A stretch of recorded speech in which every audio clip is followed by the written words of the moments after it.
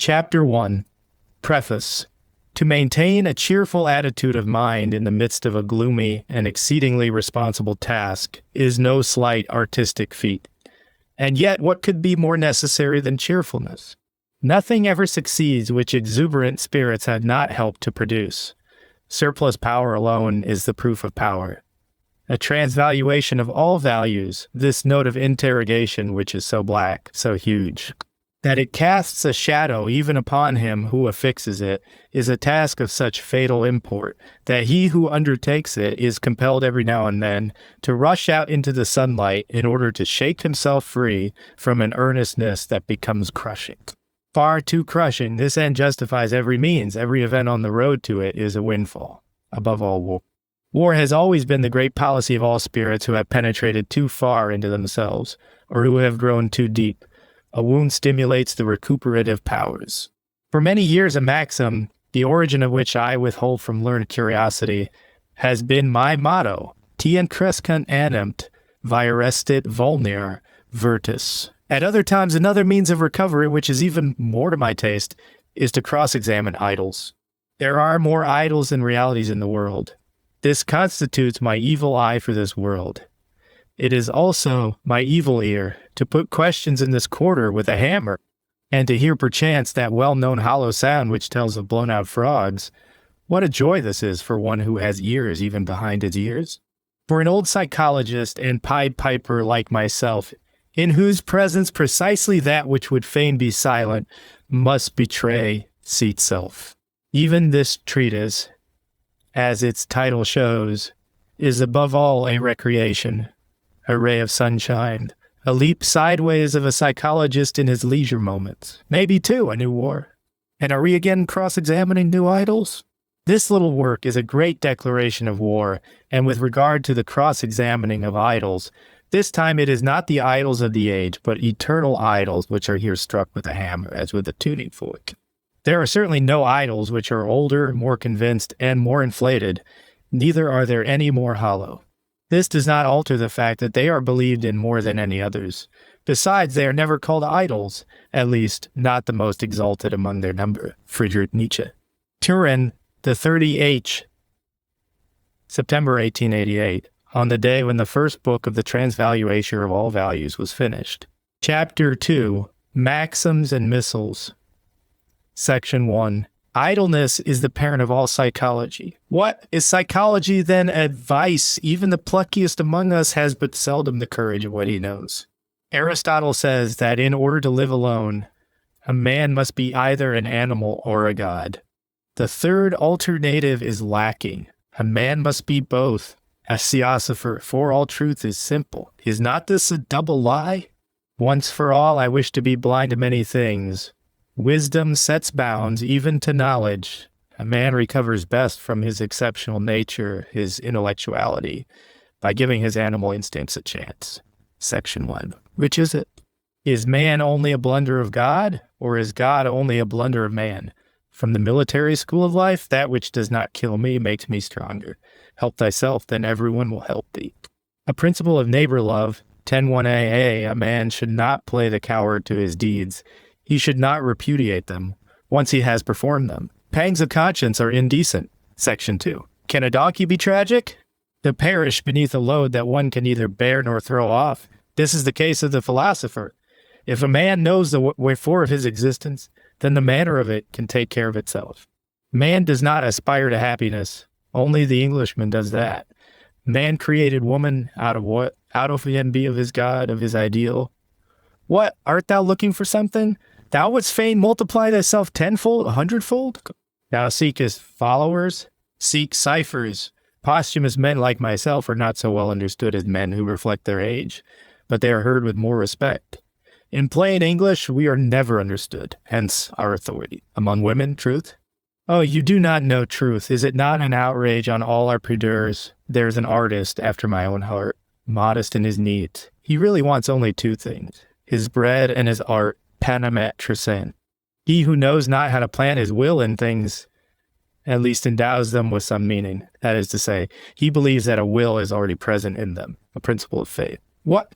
He chose virtue and the heaving breast, and at the same time ye squint covetously at the advantages of the unscrupulous. But with virtue ye renounce all advantages to be nailed to an anti-Semite's door.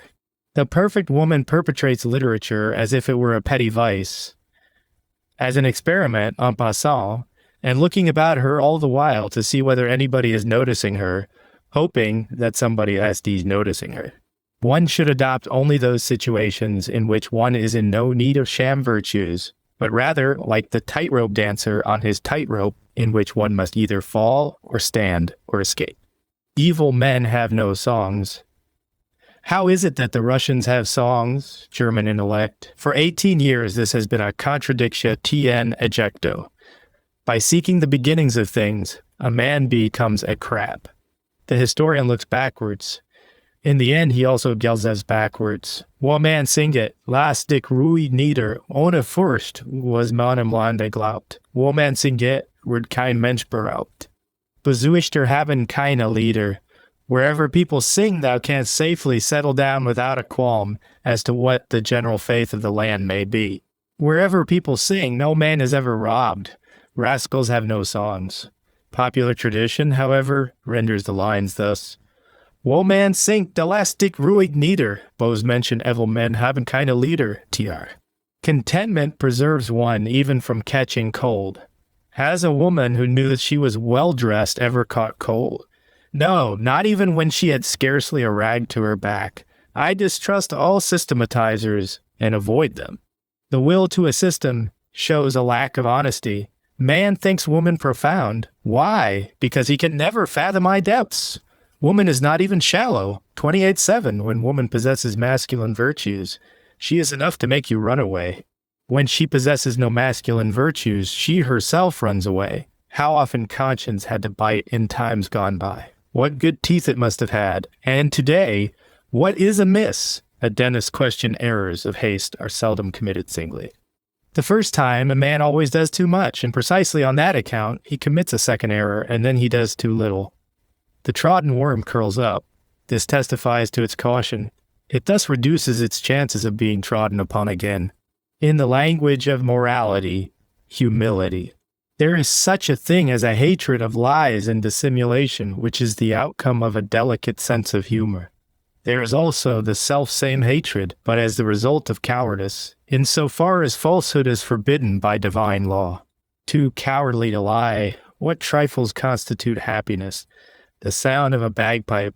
Without music, life would be a mistake. The German imagines even God as a songster. On net pet penser et icrat quasses, G. Flaubert. Here I have got you, you nihilist. A sedentary life is the real sin against the Holy Spirit. Only those thoughts that come by walking have any value. There are times when we psychologists are like horses and grow fretful. We see our own shadow rise and fall before us. The psychologist must look away from himself if he wishes to see anything at all. Only since they have been shot at do princes sit firmly on their thrones once more. Morality must be shot at. Thou runnest ekatad, dost thou do so as a shepherd, as an exception. A third alternative would be the fugitive. First question of conscience, art thou genuine, or art thou only an actor? Art thou a representative, or the thing represented itself? Finally, art thou perhaps simply a copy of an actor? Second question of conscience. The disappointed man speaks. Sought for great men, but all I found were the apes of their ideal. Art thou one who looks on, or one who puts his own shoulder to wheel? Or art thou one who looks away, or who turns aside? Third question of conscience.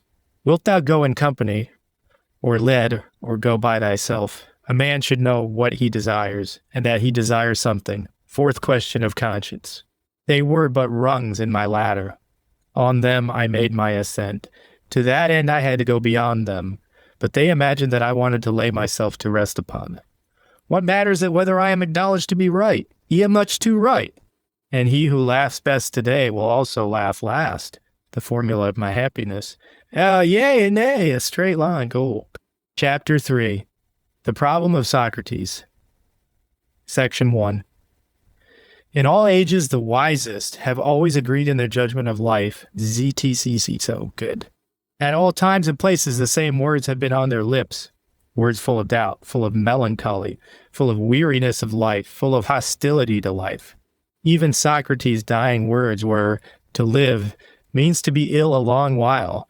I owe a cock to the god Aesculapius." Even Socrates had had enough of it.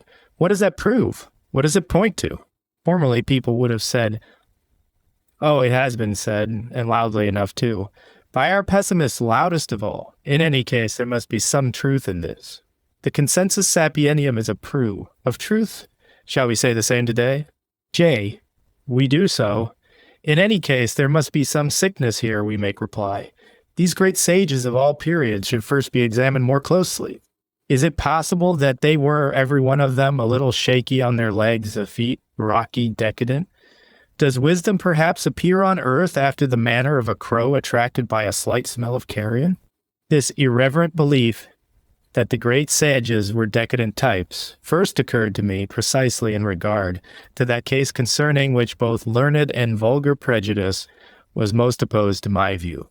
I recognize Socrates and Plato as symptoms of decline, as instruments in the disintegration of Hellas, as pseudo-Greek, as anti-Greek, The Birth of Tragedy, 1872.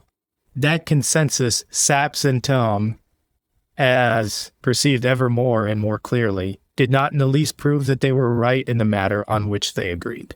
It proved rather that these sages themselves must have been alike in some physiological particular in order to assume the same negative attitude towards life, in order to be bound to assume that attitude.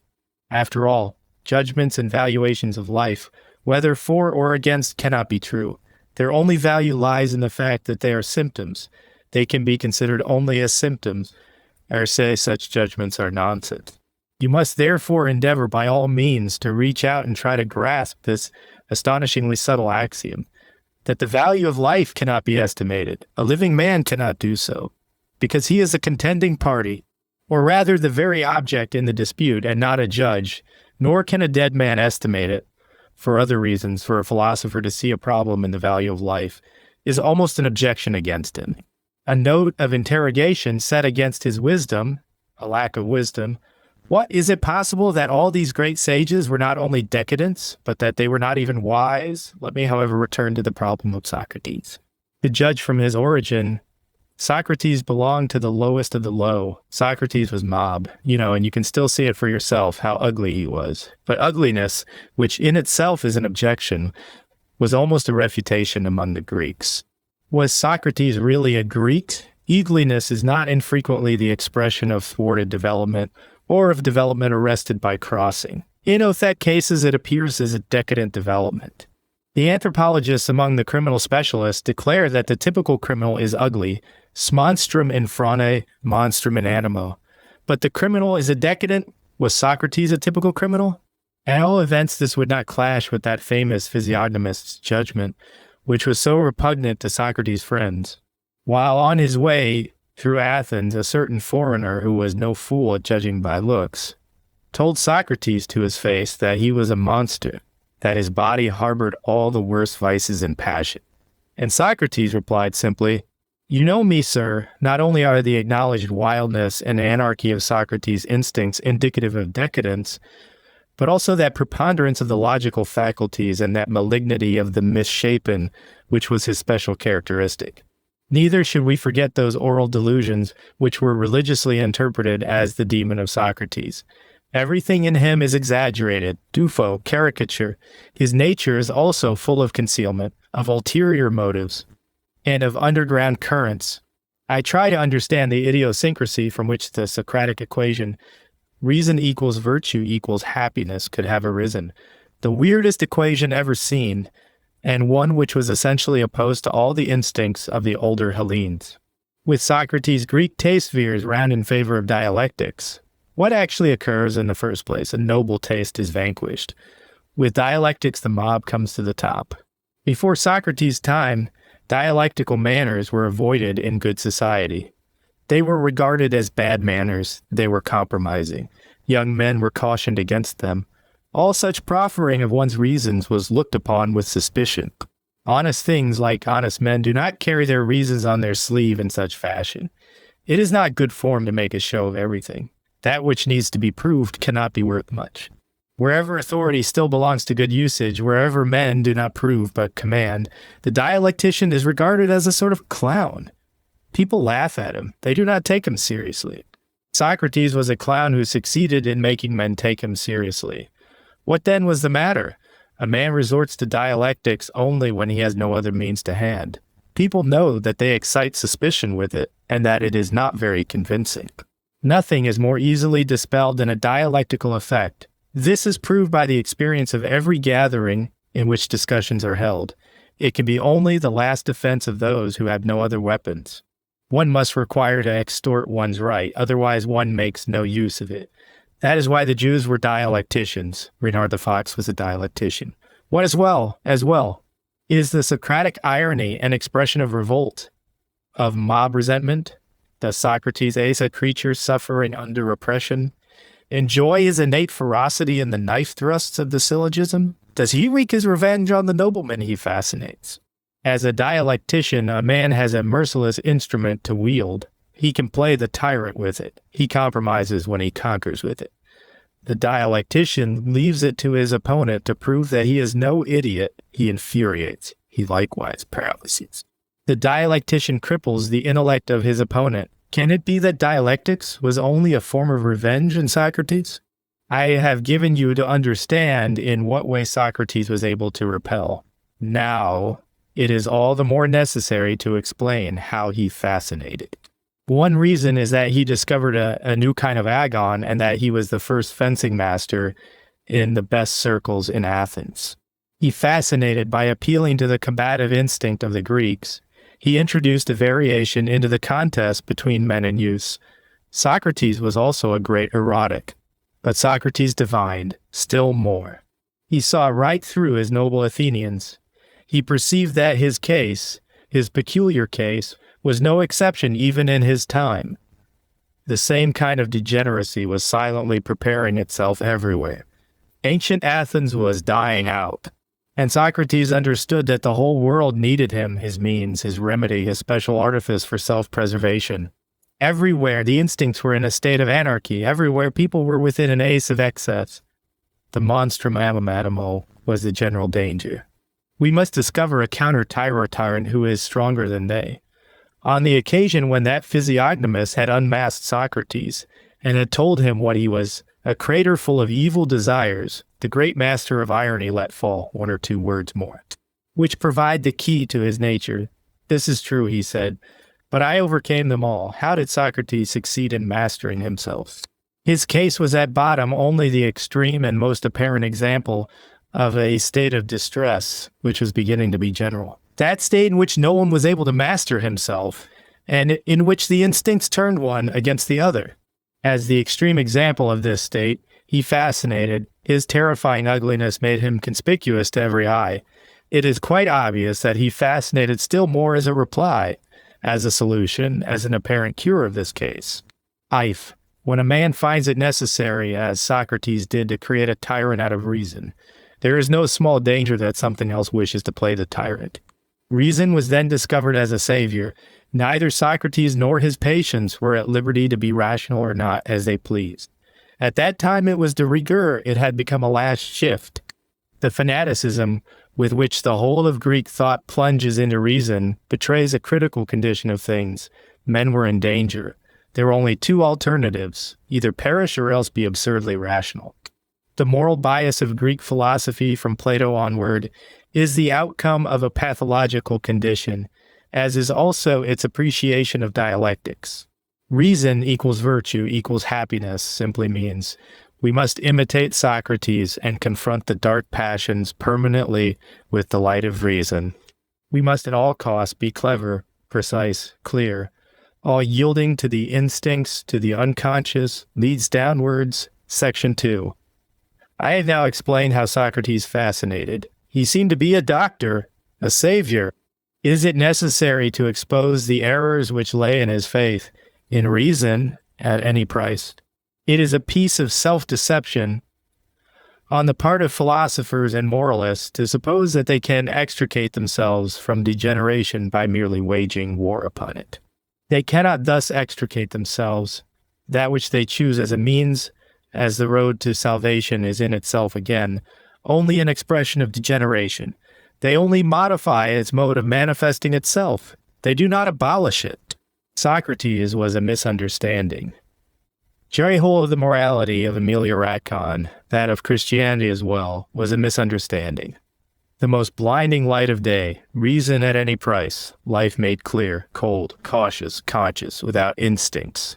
Opposed to the instincts was in itself only a disease, another kind of disease, and by no means a return to virtue, to health, and to happiness. To be obliged to fight the instincts, this is the formula of degeneration. As long as life is in the ascending line, happiness is the same as instinct. Did he understand this himself? This most intelligent of self-deceivers? Did he confess this to himself in the end, in the wisdom of his courage before death? Socrates wished to die, not Athens, but his own hand gave him the draught of hemlock. He drove Athens to the poisoned cup. Socrates is not a doctor, he whispered to himself. Death alone can be a doctor here. Socrates himself has only been ill a long while. Chapter 4. Reason in Philosophy, Section 1. You ask me what all idiosyncrasy is in philosophers, for instance, their lack of the historical sense, their hatred even of the idea of becoming, their Egyptianism. They imagine that they do honor to a thing by divorcing it from history sub specie aeternat when they make a mummy of it. All the ideas that philosophers have treated for thousands of years have been mummied concepts. Nothing real has ever come out of their hands alive. These idolaters of concepts merely kill and stuff things when they worship. They threaten the life of everything they adore. Death, change, age, as well as procreation and growth are, in their opinion, objections, even refutation. That which is cannot evolve, that which evolves ye see not. Now all of them believe, and even with desperation in being. But as they cannot lay hold of it, they try to discover reasons why this privilege is withheld from them. Some merely apparent quality, some deception must be the cause of our not being able to ascertain the nature of being. Where is the deceiver? We have him, they cry, rejoicing.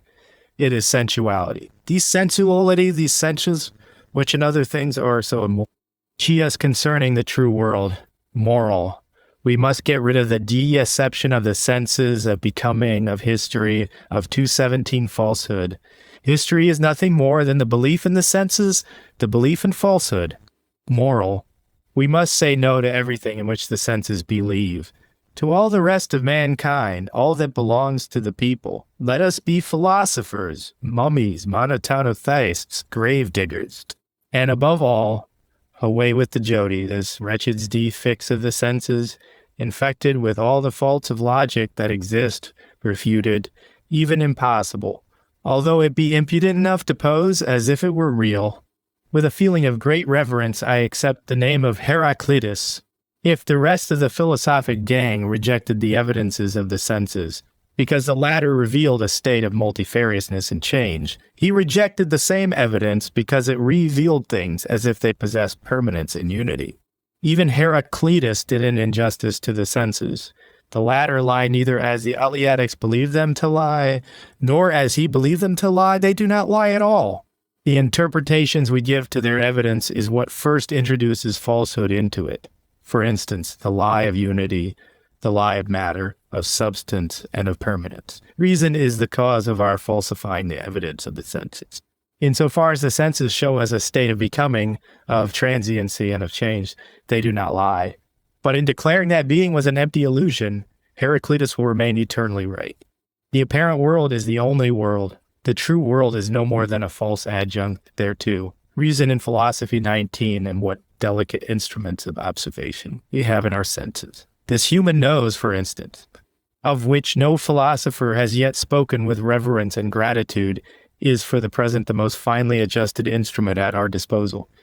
It is able to register even such slight changes of movement as the spectroscope would be unable to record.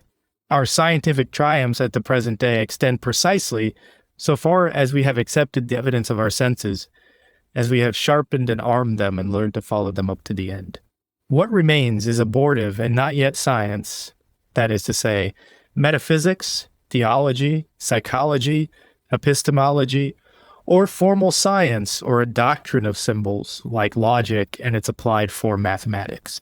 In all these things, reality does not come into consideration at all, even as a problem, just as little as does the question concerning the general value of such a convention of symbols as logic. The other idiosyncrasy of philosophers is no less dangerous. It consists in confusing the last and the first things. They place that which makes its appearance last, unfortunately, for it ought not to appear at all. The highest concept, that is to say, the most general, the emptiest, the last cloudy streak of evaporating reality, at the beginning as the beginning. This, again, is only their manner of expressing their veneration. The highest thing must not have grown out of the lowest. It must not have grown at all. Moral. Everything of the first rank must be causa sut, to have been derived from something else, is as good as an objection. It sets the value of a thing in question. All superior values are of the first rank. All the highest concepts, that of being, of the absolute, of goodness, of truth, and of perfection. All these things cannot have been evolved. They must, therefore, be causa sut. All these things cannot, however, be unlike one another. They cannot be opposed to one another. Thus they attain to their stupendous concept God. The last, most attenuated and emptiest thing is postulate, as the first thing, as the absolute cause. As ins vialismum fancy humanity having to take the brain diseases of morbid cobweb spinners seriously, and it has paid dearly for having done so.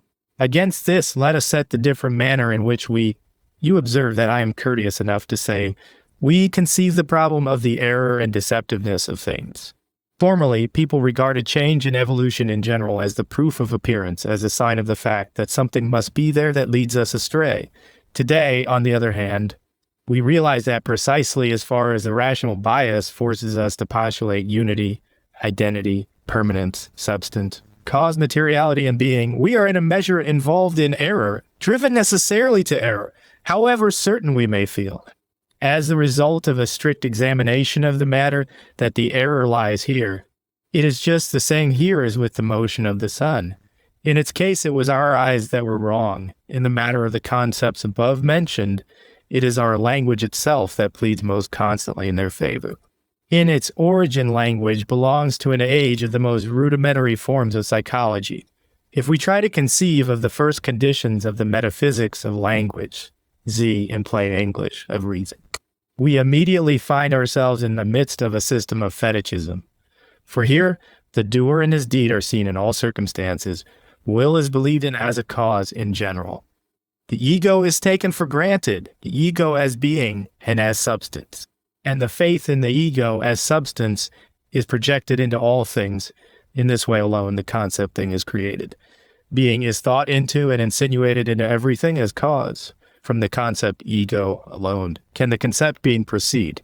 At the beginning stands the tremendously fatal error of supposing the will to be something that actuates a faculty. Now we know that it is only a word. Very much later, in a world 1,000 times more enlightened, the assurance, the subjective certitude, in the handling of the categories of reason came into the minds of philosophers as a surprise. They concluded that these categories could not be derived from experience. On the contrary, the whole of experience rather contradicts them. Whence do they come, therefore? In India, as in Greece, the same mistake was made. We must already once have lived in a higher world, instead of in a much lower one, which would have been the truth. We must have been divine, for we possess reason. Nothing indeed has exercised a more simple power of persuasion hitherto than the error of being, as it was formulated by the Eleatics, for instance. In its favor are every word and every sentence that we utter. Even the opponents of the Eleatics succumbed to the seductive powers of their concept of being. Among others, there was Democritus in his discovery of the atom. Reason in language. Oh, what a deceptive old witch it has been. I fear we shall never be rid of God so long as we still believe in grammar. People will feel grateful to me if I condense a point of view, which is at once so important and so new, into 4 theses. By this means I shall facilitate comprehension and shall likewise challenge contradiction. Proposition 1. The reasons upon which the apparent nature of this world have been based rather tend to prove its reality. Any other kind of reality defies demonstration. Proposition 2. The characteristics with which man has endowed the true being of things are the characteristics of non-being, of zonentity. The true world has been erected upon a contradiction of the real world, and it is indeed an apparent world, seeing that it is merely a moralo-optical delusion. Proposition 3, there is no sense in spinning yarns about another world, provided, of course, that we do not possess a mighty instinct which urges us to slander, belittle, and cast suspicion upon this life. In this case, we should be avenging ourselves on this life with the phantasmagoria of a better life. Proposition 4, to divide the world into a true and an apparent world, whether after the manner of Christianity or of Kant, after all a Christian in disguise, is only a sign of decadence, a symptom of degenerating life. The fact that the artist esteems the appearance of a thing higher than reality is no objection to this statement, for appearance signifies once more reality here, but in a selected, strengthened, and corrected form. The tragic artist is no pessimist. He says, yea, everything questionable and terrible. He is Dionysian. Chapter 5. How the true world ultimately became a fable. How the true world won. The true world attainable to the sage, the pious man, and the man of virtue. He lives in it, zizis. The most ancient form of the idea was relatively clever, simple, convincing. It was a paraphrase of the proposition, I, Plato, am the truth, to it. The true world, which is unattainable for the moment, is promised to the sage, to the pious man, and to the man of virtue, to the sinner who repents. Progress of the idea, it becomes more subtle, more insidious, more evasive, ZT comes woman. It becomes Christian. 3, the true world is unattainable. It cannot be proved. It cannot promise anything. But even as a thought alone, it is a comfort, an obligation, a command. At bottom, this is still the old sun, but seen through mist and skepticism. The idea has become sublime, pale, northern, Kiesignigsbergen. How the true world became a fable, 25:4. The true world, is it unattainable? At all events, it is unattained, and as unattained, it is also unknown. Consequently, it no longer comforts, nor saves, nor constrains. What could something unknown constrain us to? The gray dawned. Reason stretches itself and yawns for the first time, the cock-crow of positivism. 5. The true world, an idea that no longer serves any purpose, that no longer constrains one to anything. A useless idea that has become quite superfluous. Consequently, an exploded idea. Let us abolish it. Bright daylight, breakfast, the return of common sense and of cheerfulness. Plato blushes for shame, and all free spirits kick up a shindy. 6, we have suppressed the true world. What world survives? The apparent world, perhaps. Certainly not. J, and abolishing the true world, we have also abolished the world of appearance. Noon, the moment of the shortest shadows, the end of the longest error, mankind's zenith, Eusip Zarathustra. Chapter 6. Morality as the enemy of nature. Morality as the enemy of Section 1. There is a time when all passions are simply fatal in their action, when they wreck their victims with the weight of their folly. And there is a later period, a very much later period, when they marry with the spirit, when they spiritualize themselves. Formerly, owing to the stupidity inherent in passion, men waged war against passion itself. Men pledged themselves to annihilate it. All ancient moral mongers were unanimous on this point. 72 fois tour les passions. The most famous formula for this stands in the New Testament, in that Sermon on the Mount, where, let it be said incidentally, things are by no means regarded from a height. It is said there, for instance, with an application to sexuality, if thy eye offend thee, pluck it out. Fortunately, no Christian acts in obedience to this precept. To annihilate the passions and desires simply on account of their stupidity, and to obviate the unpleasant consequences of their stupidity, seems to us today merely an aggravated form of stupidity. We no longer admire those dentists who extract teeth simply in order that they may not ache again. On the other hand, it will be admitted with some reason that on the soil from which Christianity grew, the idea of the spiritualization of passion could not possibly have been conceived. The early church, as everyone knows, certainly did wage war against the intelligent in favor of the poor in spirit. In these circumstances, how could the passions be combated intelligently? The church combats passion by means of excision of all kinds. Its practice, its remedy is castration. It never inquires how can a desire be spiritualized, beautified, deified, In all ages, it has laid the weight of discipline in the process of extirpation, the extirpation of sensuality, pride, lust of dominion, lust of property, and revenge. But to attack the passions at their roots means attacking life itself at its source. The method of the church is hostile to life. After the same means, castration and extirpation are instinctively chosen for waging war against the passion. By those who are too weak of will, too degenerate to impose some sort of moderation upon it. By those natures who, to speak in metaphor, and without metaphor, need a trap, or some kind of ultimatum of war. A gulf set between themselves and a passion. Only degenerates find radical methods indispensable, weakness of will, or more strictly speaking, the inability not to react to a stimulus, is in itself simply another form of degeneracy. Radical and mortal hostility to sensuality remains a suspicious symptom. It justifies one in being suspicious of the general state of one who goes to such extremes. Moreover, that hostility and hatred reach their height only when such natures no longer possess enough strength of character to adopt the radical remedy, to renounce their inner Satan. Look at the whole history of the priests, the philosophers, and the artists as well. The most poisonous diatribes against the senses have not been said by the impotent, nor by the ascetics, but by those impossible ascetics, by those who found it necessary to be ascetics. The spiritualization of sensuality is called love. It is a great triumph over Christianity. Another triumph is our spiritualization of hostility. It consists in the fact that we are beginning to realize very profoundly the value of having enemies. In short, that with them we are forced to do and to conclude precisely the reverse of what we previously did and concluded. In all ages, the church wished to annihilate its enemies. We, the immoralists and antichrists, see our advantage in the survival of the church.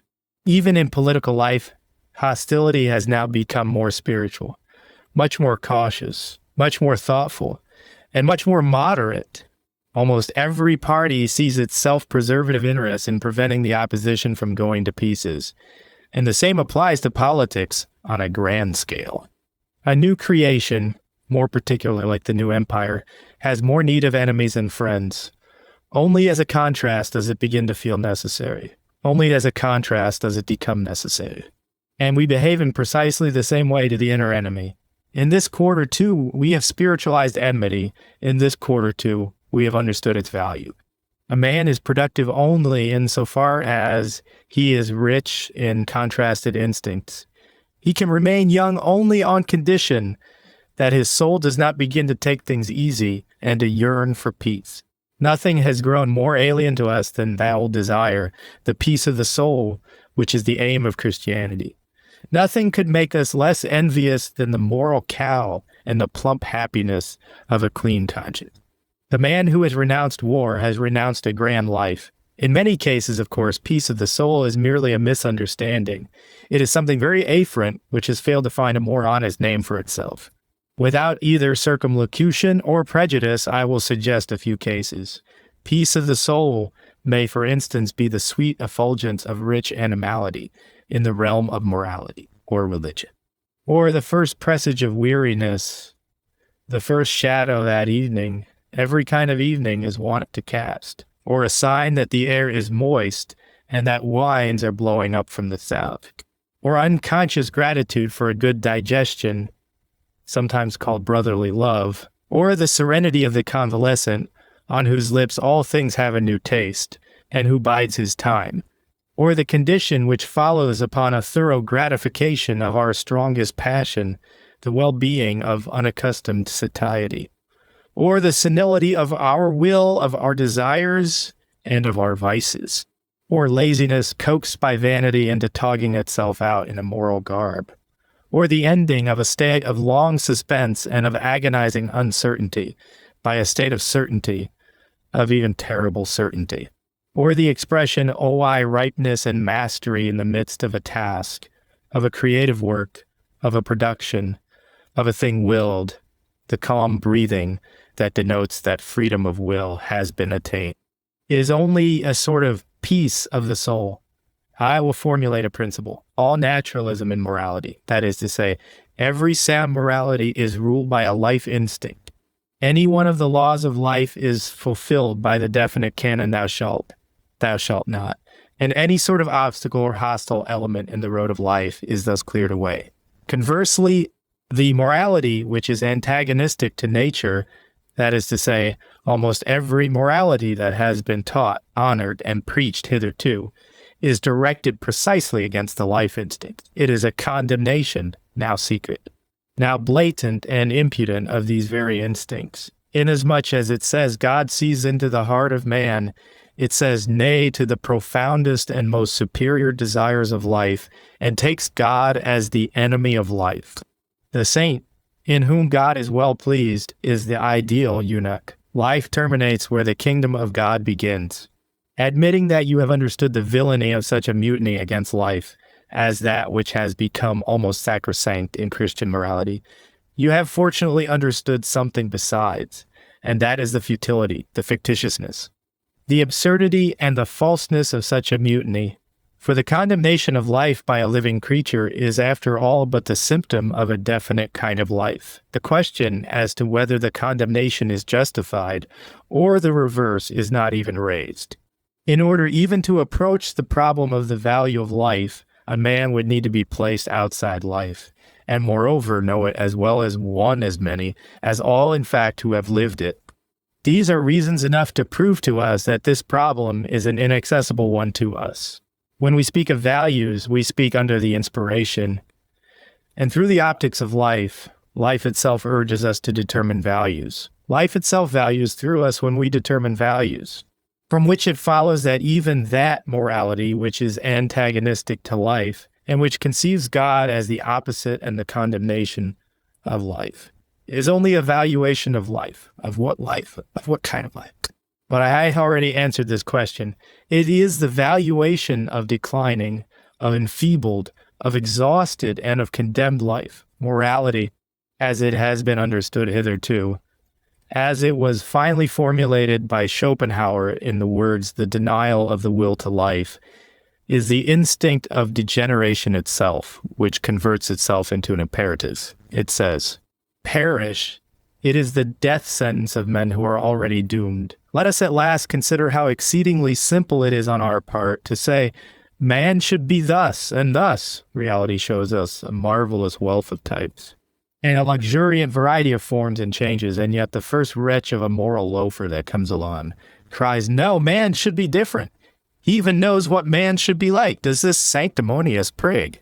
He draws his own face on the wall and declares, exe homo, but even when the moralist addresses himself only to the individual and says thus, and thus shouldst thou be, he still makes an ass of himself.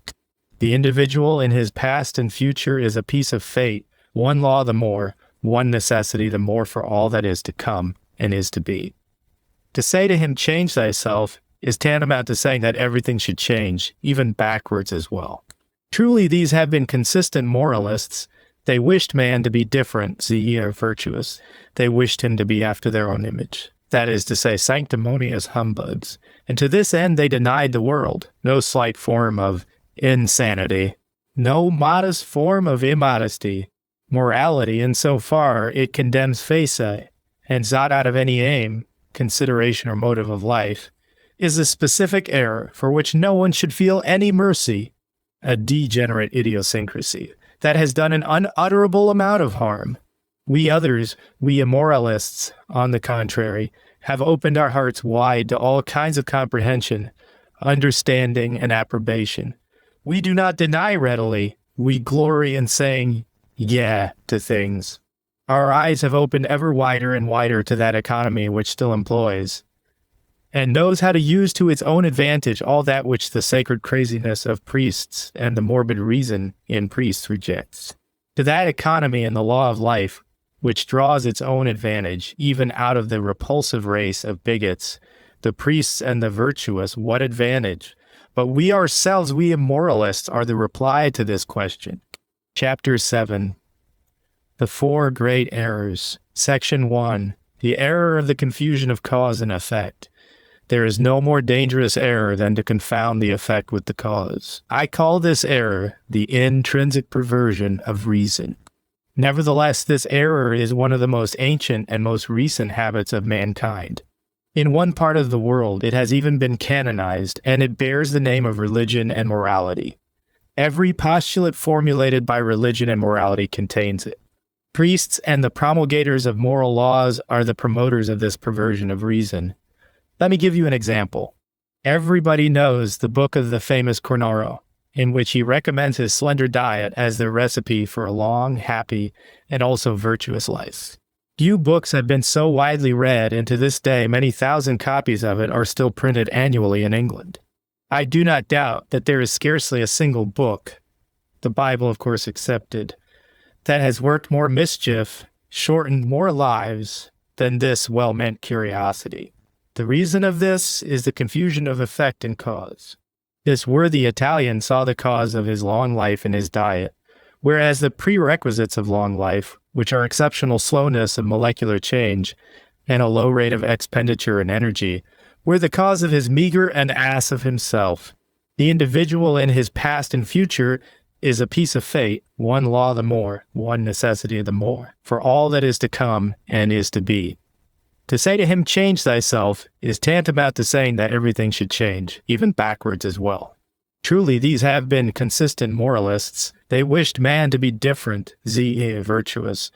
They wished him to be after their own image, that is to say, sanctimonious humbugs. And to this end they denied the world no slight form of insanity, no modest form of immodesty. Morality, insofar it condemns for se, and zot out of any aim, consideration or motive of life, is a specific error, for which no one should feel any mercy, a degenerate idiosyncrasy that has done an unutterable amount of harm. We others, we immoralists, on the contrary, have opened our hearts wide to all kinds of comprehension, understanding, and approbation. We do not deny readily, we glory in saying yea to things. Our eyes have opened ever wider and wider to that economy which still employs and knows how to use to its own advantage all that which the sacred craziness of priests and the morbid reason in priests rejects. To that economy in the law of life, which draws its own advantage even out of the repulsive race of bigots, the priests and the virtuous, what advantage? But we ourselves, we immoralists, are the reply to this question. Section 1. The error of the confusion of cause and effect. There is no more dangerous error than to confound the effect with the cause. I call this error the intrinsic perversion of reason. Nevertheless, this error is one of the most ancient and most recent habits of mankind. In one part of the world it has even been canonized, and it bears the name of religion and morality. Every postulate formulated by religion and morality contains it. Priests and the promulgators of moral laws are the promoters of this perversion of reason. Let me give you an example. Everybody knows the book of the famous Cornaro, in which he recommends his slender diet as the recipe for a long, happy, and also virtuous life. Few books have been so widely read, and to this day, many thousand copies of it are still printed annually in England. I do not doubt that there is scarcely a single book, the Bible of course excepted, that has worked more mischief, shortened more lives, than this well-meant curiosity. The reason of this is the confusion of effect and cause. This worthy Italian saw the cause of his long life in his diet, whereas the prerequisites of long life, which are exceptional slowness of molecular change and a low rate of expenditure in energy, were the cause of his meager doubted that all the antecedentia of an action were to be sought in consciousness and could be discovered there as motives if only they were sought. Otherwise, we should not be free to perform them. We should not have been responsible for them. Finally, who would have questioned that a thought is caused, that the ego causes the thought? Of these three facts of inner consciousness, by means of which causality seemed to be guaranteed, the first and most convincing is that of the will as cause, the conception of consciousness, spirit, as a cause, and subsequently that of the ego, the subject, as a cause, were merely born afterwards, once the causality of the will stood established as given, as a fact of experience. Meanwhile, we have come to our senses. Today, we no longer believe a word of all this. The inner world is full of phantoms and will-o'-the-wisps. The will is one of these. The will no longer actuates. Consequently, it no longer explains anything. All it does is to accompany processes. It may even be absent. The so-called motive is another error.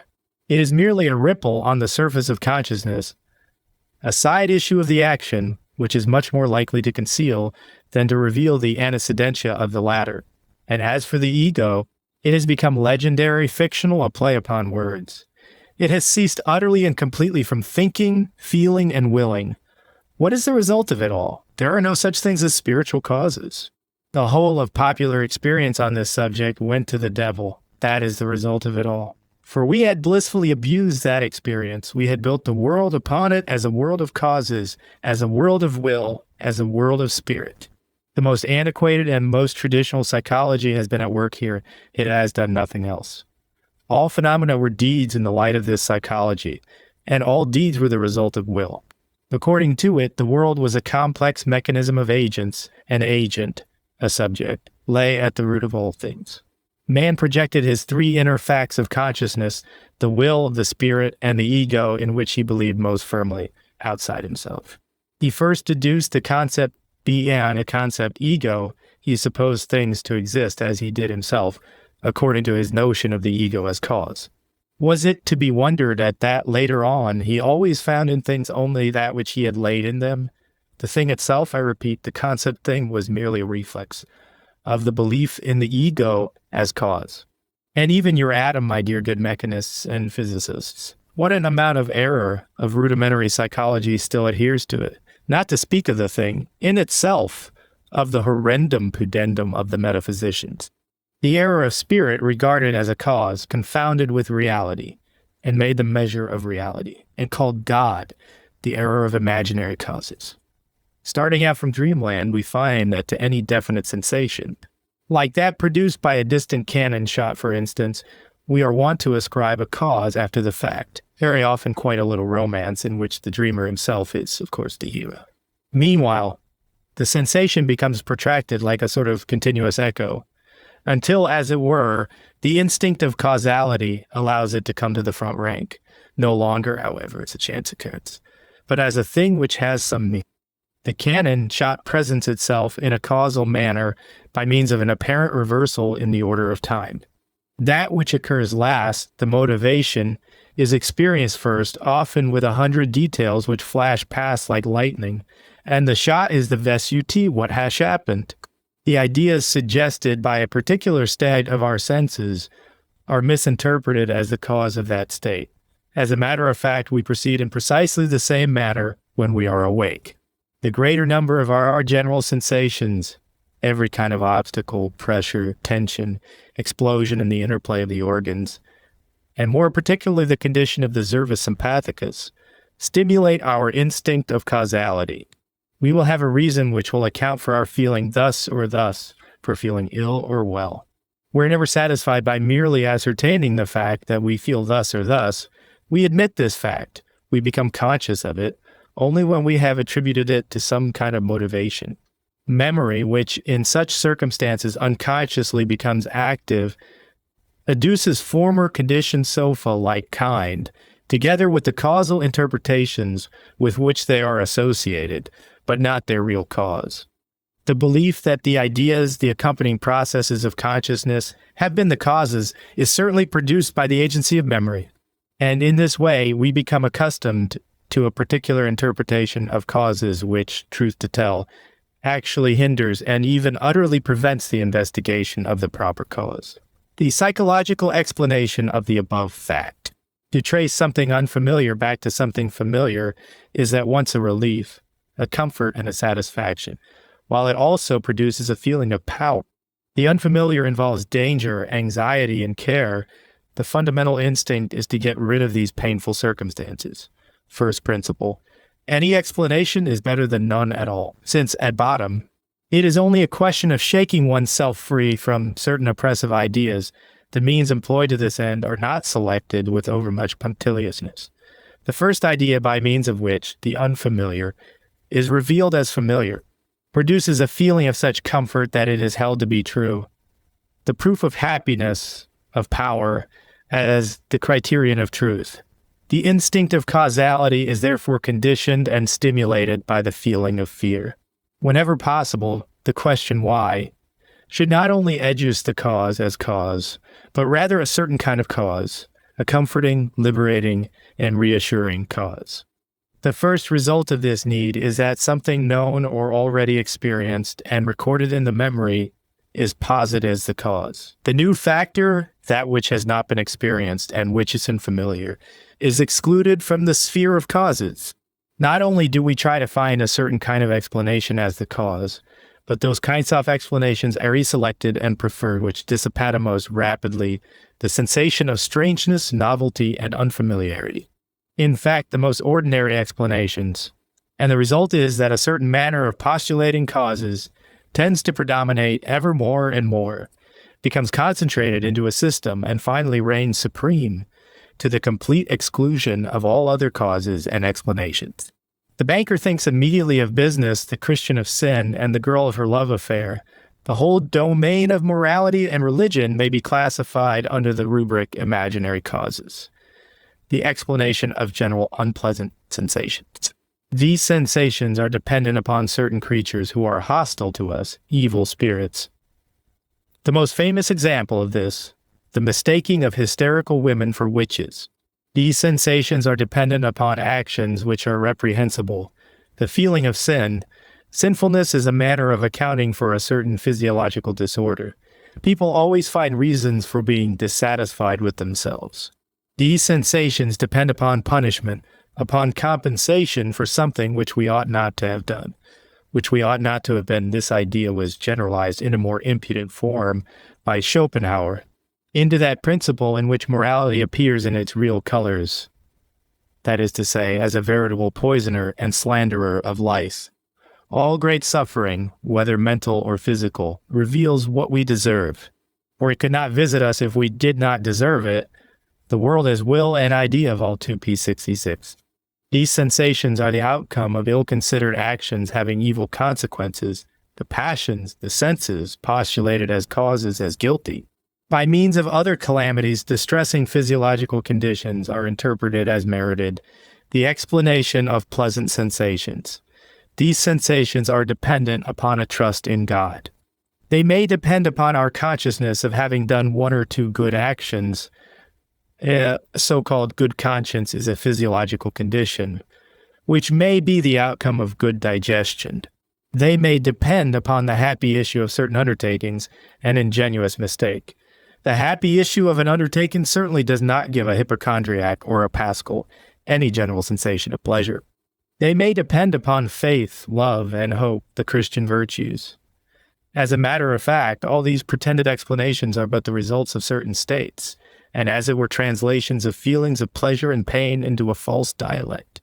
A man is in a condition of hopefulness because the dominant physiological sensation of his being is again one of strength and wealth. He trusts in God because the feeling of abundance and power gives him a peaceful state of mind. Morality and religion are completely and utterly parts of the psychology of error.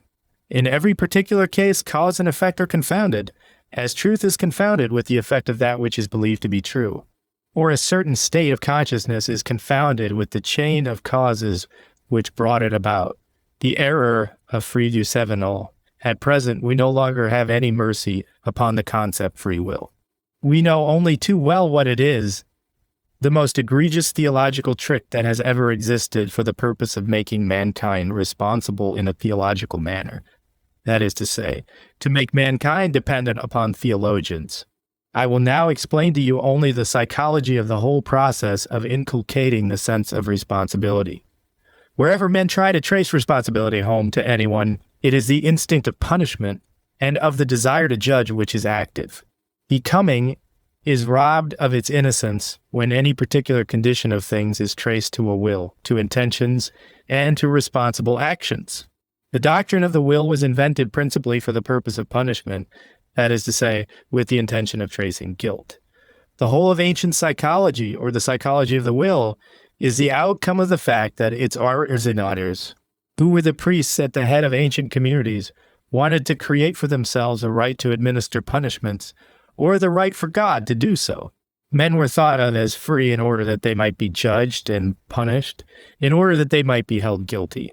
Consequently, every action had to be regarded as voluntary, and the origin of every action had to be imagined as lying in consciousness. In this way, the most fundamentally fraudulent character of psychology was established as the very principle of psychology itself.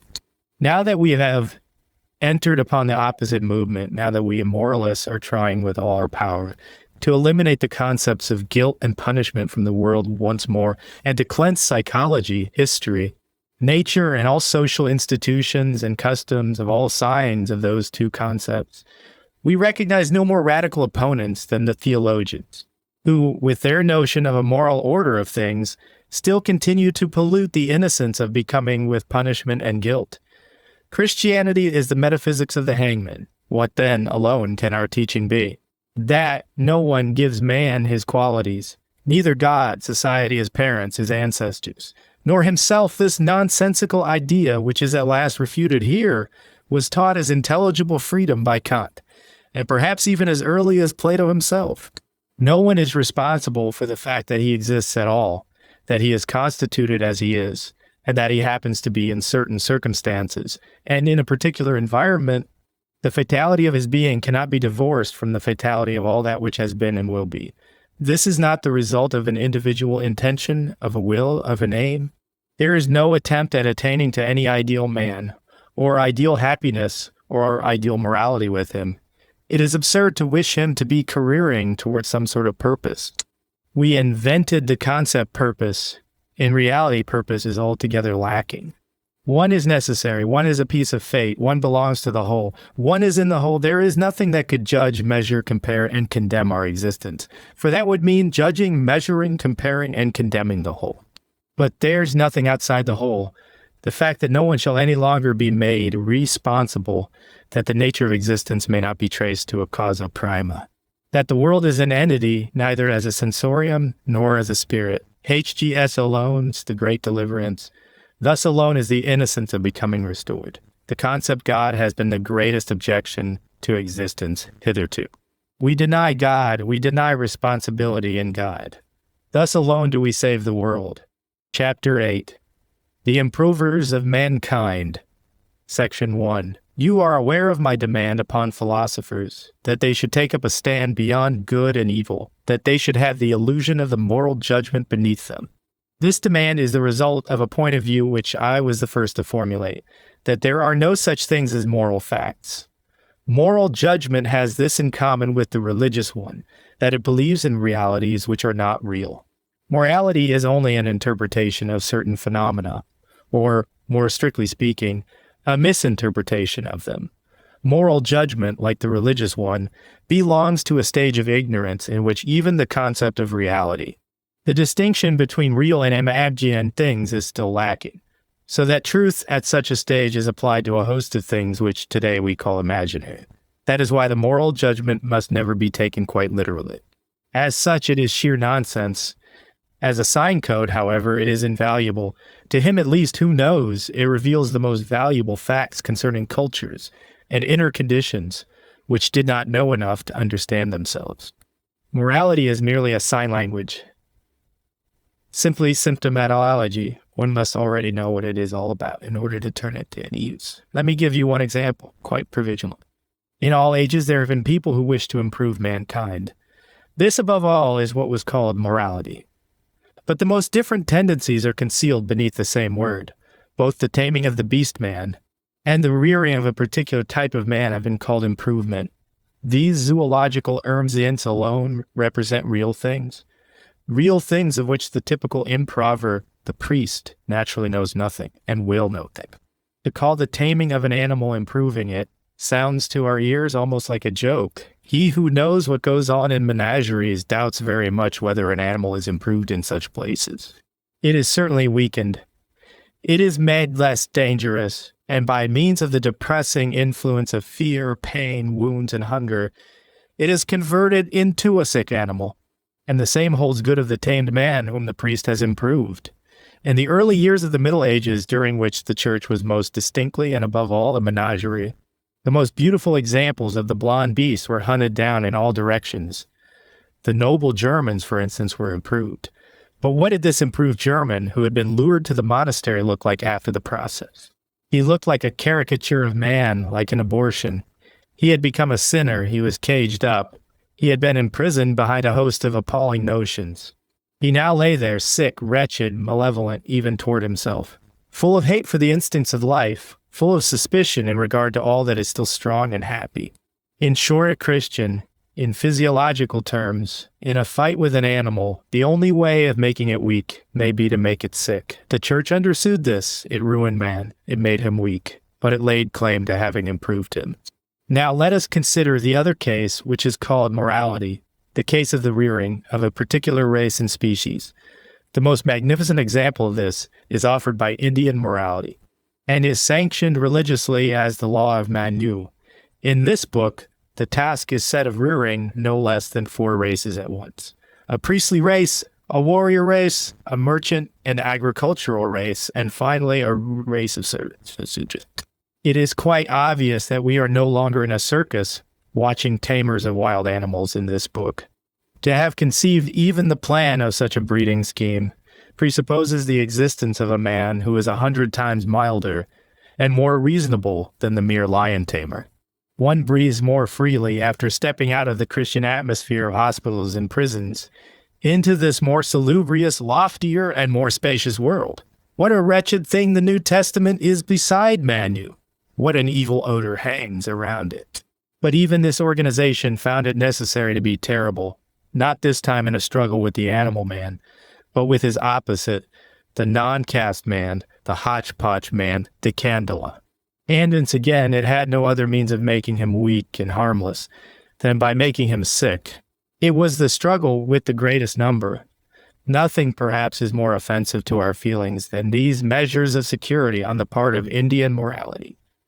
The third edict, for instance, Avadana Sastra, which treats of impure vegetables, ordains that the only nourishment that the chandala should be allowed must consist of garlic and onions, as the Holy Scriptures forbid their being given corn or grain-bearing fruit, water, and fire.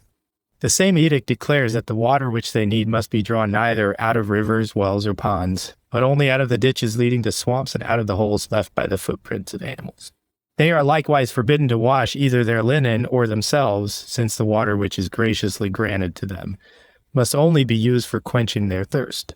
Finally, Sudra women are forbidden to assist Chandala women at their confinements, while Chandala women are also forbidden to assist each other at such times. The results of sanitary regulations of this kind could not fail to make themselves felt.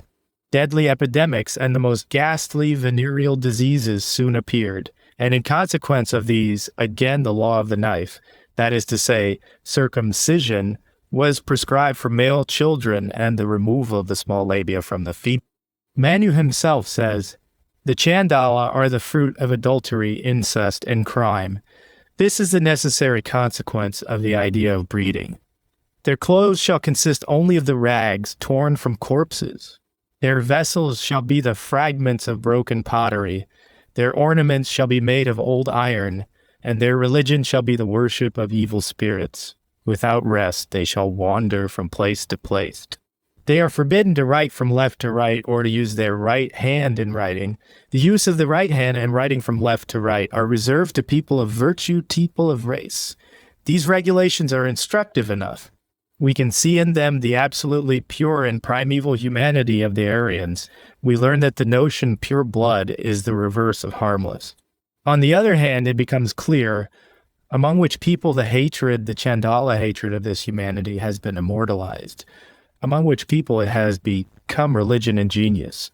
From this point of view, the Gospels are documents of the highest value, and the Book of Enoch is still more so. Christianity has sprung from Jewish roots and comprehensible only as grown upon this soil.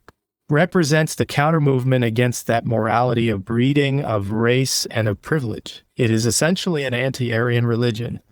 Christianity is the transvaluation of all Aryan values, the triumph of Chandala values. the proclaimed gospel of the poor and of the low, the general insurrection of all the downtrodden, the wretched, the bungled, and the botched, against the race, the immorta, revenge of the Chandala, as the religion of love, the morality of breeding and the morality of taming in the means which they adopt in order to prevail, are quite worthy of each other. We may lay down as a leading principle that in order to create morality, a man must have the absolute will to eye immorality. This is the great and strange problem with which I have so long been occupied. The psychology of the improvers of mankind. A small and at bottom perfectly insignificant fact, known as the PZA Fraus, first gave me access to this problem. The FCA Fraus, the heirloom of all philosophers and priests who improve mankind, neither Manu, nor Plato, nor Confucius, nor the teachers of Judaism and Christianity have ever doubted their right to falsehood. They have never doubted their right to quite a number of other things to express oneself in a formula, one might say. All means which have been used heretofore with the object of making man moral were through and through immoral. Chapter 9. Things the Germans lack. Section 1. Among Germans at the present day, it does not suffice to have intellect. One is actually forced to appropriate it, to lay claim to it. Maybe I know the Germans, perhaps I may tell them a few home truths. Modern Germany represents such an enormous store of inherited and acquired capacity that for some time it might spend this accumulated treasure even with some prodigality. It is no superior culture that has ultimately become prevalent with this modern tendency, nor is it by any means delicate taste or noble beauty of the instincts, but rather a number of virtues more manly than any that other European countries can show. An amount of good spirits and self-respect, plenty of firmness in human relations and in the reciprocity of duties, much industry and much perseverance, and in a certain inherited soberness which is much more in need of a spur than of a brake. Let me add that in this country, people still obey without feeling that obedience humiliates, and no one despises his opponent. You observe that it is my desire to be fair to the Germans, and in this respect, I should not like to be untrue to myself. I must therefore also state my objections to them. It costs a good deal to attain to a position of power, for power stu is vies. The Germans, they were once called a people of thinkers. Do they really think at all at present? Nowadays, the Germans are bored by intellect. They mistrust intellect. Politics have swallowed up all earnestness for really intellectual things. Germany above all.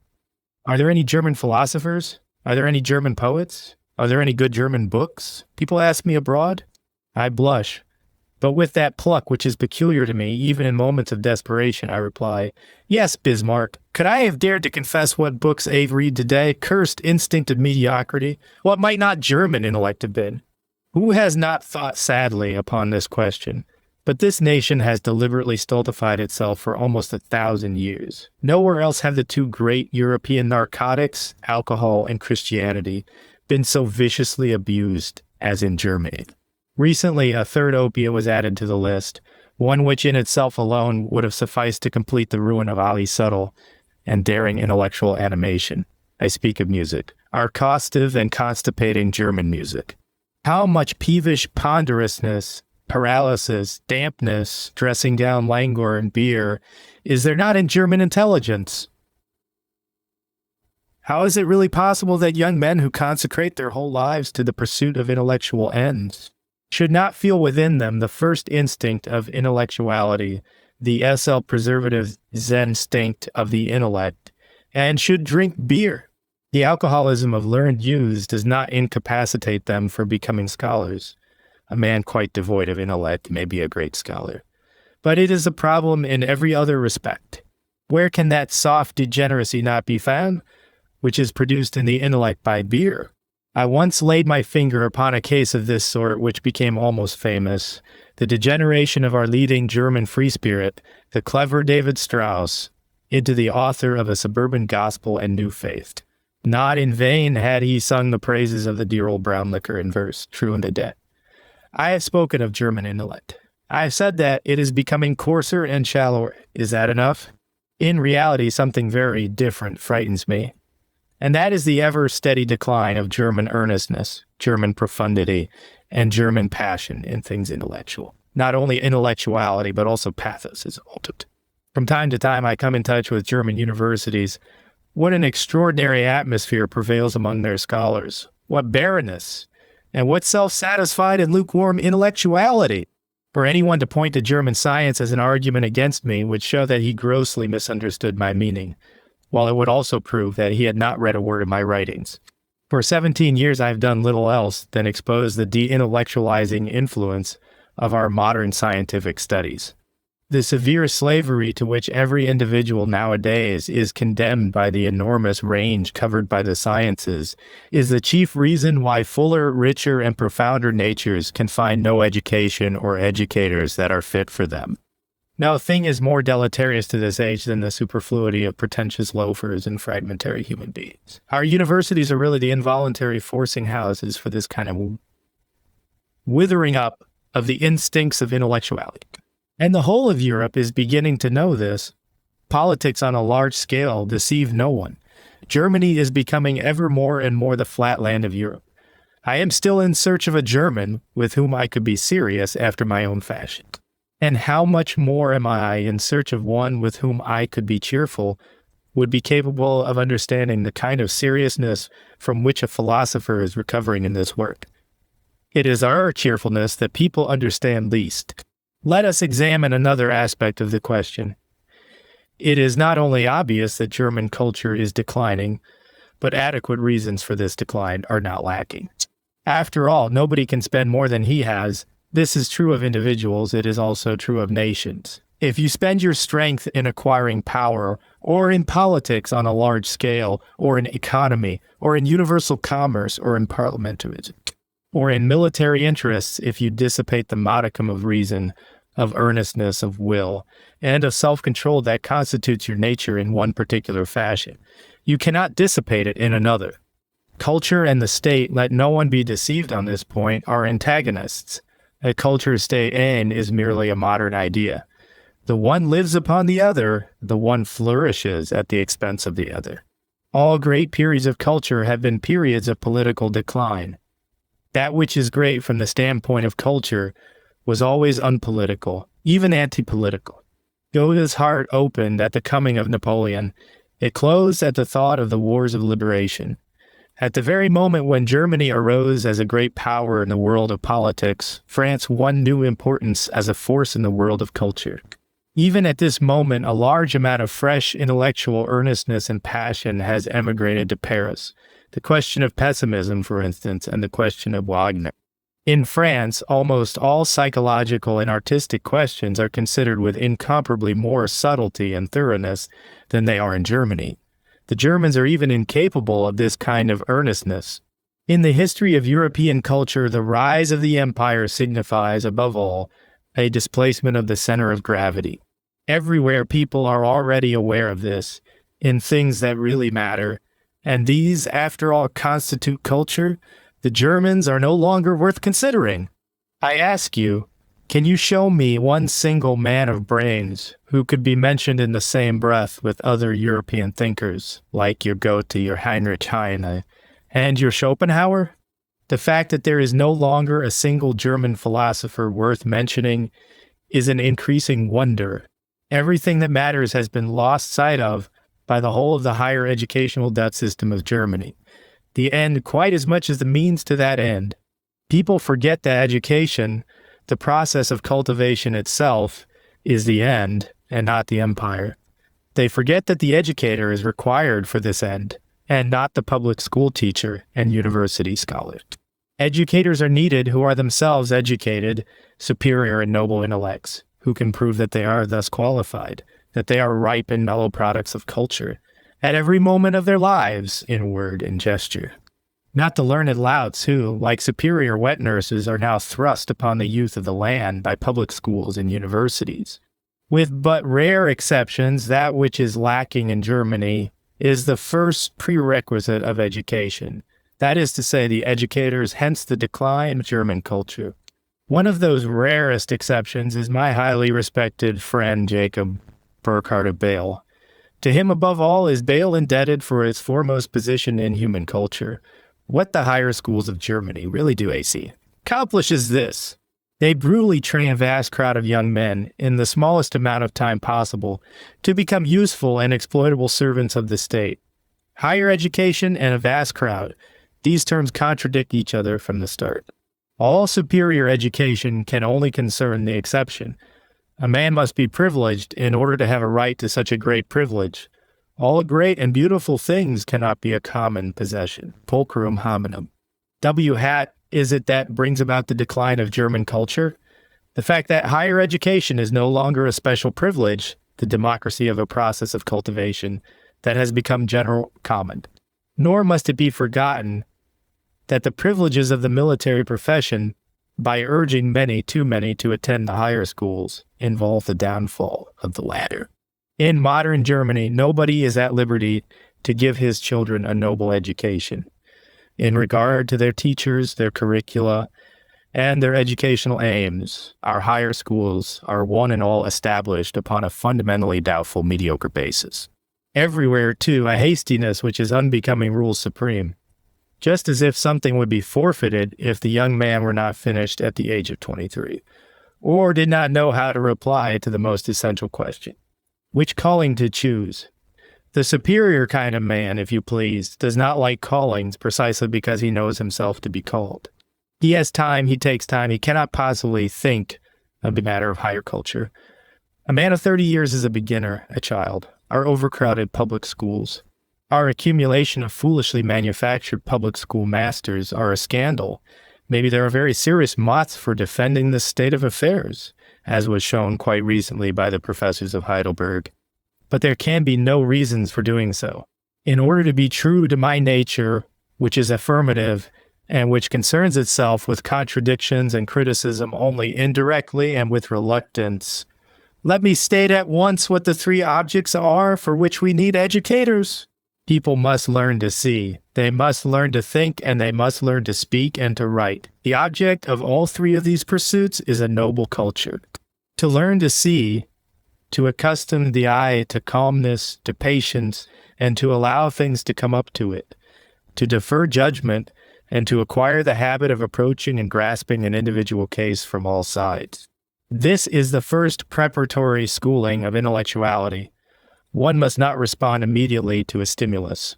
One must acquire a command of the obstructing, isolating instincts. To learn to see, as I understand this matter, amounts almost to that which in popular language is called strength of will. Its essential feature is precisely to wish to see, to be able to postpone one's decision. All lack of intellectuality, all vulgarity arises out of the inability to resist a stimulus. One must respond or react. Every impulse is indulged. In many cases, such necessary action is already a sign of morbidity, of decline, and a symptom of exhaustion. Almost everything that coarse popular language characterizes as vicious is merely that physiological inability to refrain from reacting.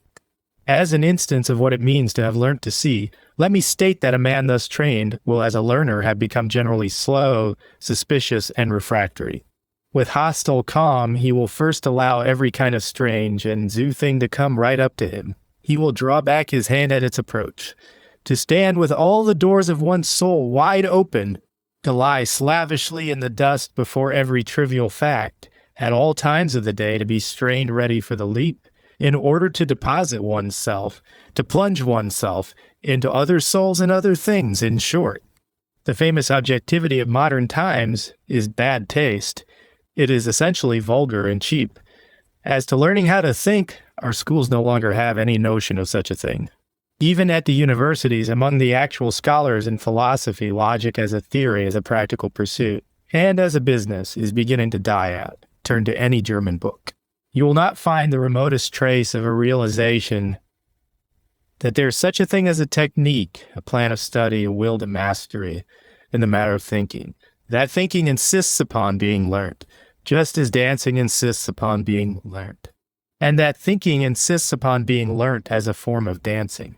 What single German can still say he knows from experience that delicate shudder which guide footfalls in matters intellectual cause, to pervade his whole body and limb? stiff awkwardness in intellectual attitudes, and the clumsy fist in grasping. These things are so essentially German that outside Germany, they are absolutely confounded with the German spirit. The German has no fingers for delicate nuances. The fact that the people of Germany have actually tolerated their philosophers, more particularly that most deformed cripple of ideas that has ever existed, the great Kant, gives one no inadequate notion of their native elegance. For, truth to tell, dancing in all its forms cannot be excluded from the curriculum of all noble education. Dancing with the feet, with ideas, with words, and, need I add that one must also be able to dance with the pen, that one must learn how to write. But at this stage I should become utterly enigmatical to German readers. Chapter 10. Skirmishes in a War with the Age. Section 1. MV, Impossible People. Seneca or the Toreador of Virtue. Rousseau or the Return to Nature. 27 Zempert's Naturalibus. Schiller or the Moral Trumpeter of Säckingen. Dante or the hyena that writes poetry in tombs. Kant or Kaz as an intelligible character. Victor Hugo or the lighthouse on the sea of nonsense. Liszt or the school of racing after George Sand or Actia Ubertas in plain English. The cow with plenty of beautiful milk. Michelet or enthusiasm in its shirt sleeves. Carlyle or pessimism after undigested meals. John Stuart Mill or offensive lucidity. The Brothers Goncourt or the two Ajaxes fighting with Homer. Music by Offenbach, Zola. Or The Love of Stinking, Renan, Theology or the Corruption of Reason by Original Sin, Christianity. Proof of this, Renan who, even in those rare cases where he ventures to say either yes or no on a general question, invariably misses the point with painful regularity. For instance, how would Fain associate science and nobility, but surely it must be obvious that science is democratic. It seems to be actuated by a strong desire to represent an aristocracy of intellect. But at the same time, he grovels on his knees, and not only on his knees, before the opposite doctrine, the gospel of the humble. What is the good of all free-spiritedness, modernity, mockery, and acrobatic suppleness if in one's belly one is still a Christian, a Catholic, and even a priest? Renan's forte, precisely like that of a Jesuit and father confessor, lies in his seductiveness. His intellectuality is not devoid of that unctuous complacency of a parson. Like all priests, he becomes dangerous only when he loys. He is second to none in the art of skillfully worshipping a dangerous thing. This intellect of Renan's, which in its action is enervating, is one calamity the more for poor sick Fran. With her willpower, I'll go to pieces. Saint Beuve, there is naught of man in him. He is full of petty spite towards all virile spirits. He wanders erratically. He is subtle, inquisitive, a little bored forever with his ear to keyholes, at bottom, with all woman's revengefulness and sensuality. As a psychologist, he is a genius of slander, inexhaustively rich in means to this end. No one understands better than he how to introduce a little poison into praise. In his fundamental instincts, he is plebeian and next of kin to Rousseau's resentful spirit. Consequently, he is a romanticist, for beneath all romanticism, Rousseau's instinct for revenge grunts and frets. He is a revolutionary, but kept within bounds by funk. He is embarrassed in the face of everything that is strong, public opinion, the Academy, the court, even Port Royal. He is embittered against everything great in men and things, against everything that believes in itself. Enough of a poet and of a female to be able to feel greatness is power.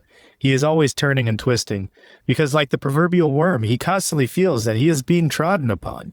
As a critic, he has no standard of judgment, no guiding principle, no backbone, although he possesses the tongue of the cosmopolitan libertine, which can chatter about 1,000 things. He has not the courage even to acknowledge his burdenage. As a historian, he has no philosophy and lacks the power of philosophical vision. Hence his refusal to act the part of a judge and his adoption of the mask of objectivity in all important matters. His attitude is better in regard to all those things in which subtle and effete taste is the highest tribunal. In these things, he really does have the courage of his own personality. He really does enjoy his own nature. He actually is a master. In some respects, he is a prototype of Baudelaire. The Imitation of Christ is one of those books which I cannot even take hold of without physical loathing. It exhales a perfume of the eternally feminine, which to appreciate fully, one must be a Frenchman or a Wagnerite. This saint has a way of speaking about love which makes even Parisians feel a little curious. I am told that sauced intelligent of Jesuits, Auguste Comte, who wished to lead his compatriots back to Rome by the circuitous route of science, drew his inspiration from this book. And I believe it, the religion of the heart, G. Eliot, they are rid of the Christian God and therefore think it all the more incumbent upon them to hold tight to Christian morality. This is an English way of reasoning, but let us not take it ill in moral females at Eliot. In England, every man who indulges in any trifling emancipation from theology must retrieve his honor in the most terrifying manner by becoming a moral fanatic. That is how they do penance in that country. As for us, we act differently. When we renounce the Christian faith, we abandon all right to Christian morality. This is not by any means self-evident, and in defiance of English shallow pities, the point must be made ever more and more plain. Christianity is a system, a complete outlook upon the world, conceived as a whole. If its leading concept, the belief in God, is wrenched from it, the whole is destroyed. Nothing vital remains in our grasp. Christianity presupposes that man does not and cannot know what is good or bad for him. The Christian believes in God who alone can know these things. Christian morality is a command. Its origin is transcendental. It is beyond all criticism, all right to criticism. It is true only on condition that God is truth. It stands or falls with the belief in God. If the English really believe that they know intuitively, and of their own accord, what is good and evil, if therefore they assert that they no longer need Christianity as a guarantee of morality, this in itself is simply the outcome of the dominion of Christian valuations and a proof of the strength and profundity of this dominion. It only shows that the origin of English morality has been forgotten, and that its exceedingly relative right to exist is no longer felt. For Englishmen, morality is not yet a problem. George Sand. I've been reading the first letters d'un voyageur. Like everything that springs from Rousseau's influence, it is false, made up, blown out, and exaggerated. I cannot endure this bright wallpaper style any more than I can bear the vulgar striving after generous feelings. The worst feature about it is certainly the coquettish adoption of male attributes by this female, after the manner of ill-bred schoolboys, and how cold she must have been inwardly all the while, this insufferable artist. She wound herself up like a clock and wrote, as cold as Hugo and Balzac, as cold as all romanticists are as soon as they begin to write. And how self-complacently she must have lain there, this prolific inkielding cow, for she had something German in her, German in the bad sense, just as Rousseau, her master, had something which could only have been possible when French taste was declining. And Renan adores her. Do not go in for any notebook psychology. Never observe for the sake of observing. Such things lead to a false point of view, to a squint, to something forced and exaggerated. To experience things on purpose, this is not a bit of good. In the midst of fine experience, a man should not turn his eyes upon himself. In such cases, any eye becomes the evil eye. A born psychologist instinctively avoids seeing for the sake of seeing, and the same holds good of the born painter. Such a man never works from nature. He leaves it to his instinct, to his camera obscura, to sift and to define the fact, nature, the experience. The general idea, the conclusion, the result, is the only thing that reaches his consciousness. He knows no thing of that willful process of deducing from particular cases. What is the result when a man sets about this matter differently?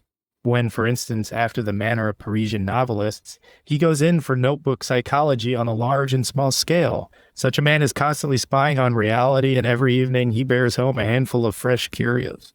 But look at the result. A mass of daubs, at best a piece of mosaic. In any case, something heaped together, restless and garish. The Goncourts are the greatest sinners in this respect. They cannot put three sentences together which are not absolutely painful to the eye of the psychologist. From an artistic standpoint, nature is no model. It exaggerates, distorts, and leaves gaps. Nature is the accident. To study from nature seems to me a bad sign.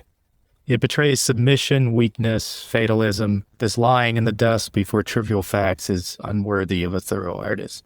To see what sevens is the function of another order of intellects, the Artstic, to matter of fact, one must know who one is concerning the psychology of the artist.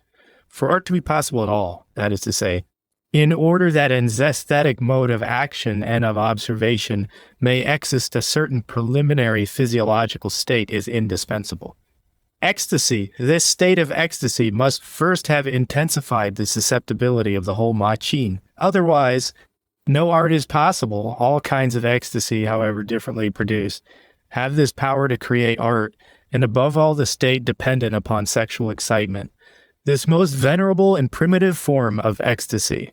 The same applies to that ecstasy which is the outcome of all great desires, all strong passions, the ecstasy of the feast, of the arena, of the act of bravery, of victory, of all extreme action, the ecstasy of cruelty, the ecstasy of destruction. The ecstasy following upon certain meteorological influences, as for instance that of springtime, or upon the use of narcotics. And finally, the ecstasy of will, that ecstasy which results from accumulated and surging willpower. The essential feature of ecstasy is the feeling of increased strength and abundance. Actuated by this feeling, a man gives of himself to things. He forces them to partake of his riches. He does violence to them. This proceeding is called Stilzing. Let us rid ourselves of a prejudice here. Idealizing does not consist, as is generally believed, in a suppression or an elimination of detail or of unessential features. A stupendous accentuation of the principal characteristics is by far the most decisive factor at work, and in consequence, the minor characteristics vanish. In this state, a man enriches everything from out his own abundance. What he sees, what he wills, he sees distended, compressed, strong, overladen with power. He transfigures things until they reflect his power, until they are stamped with his perfection.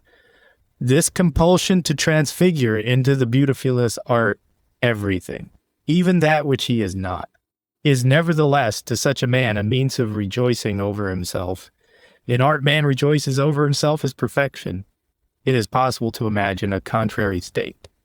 A state in which a man impoverishes, attenuates, and draws the blood from everything.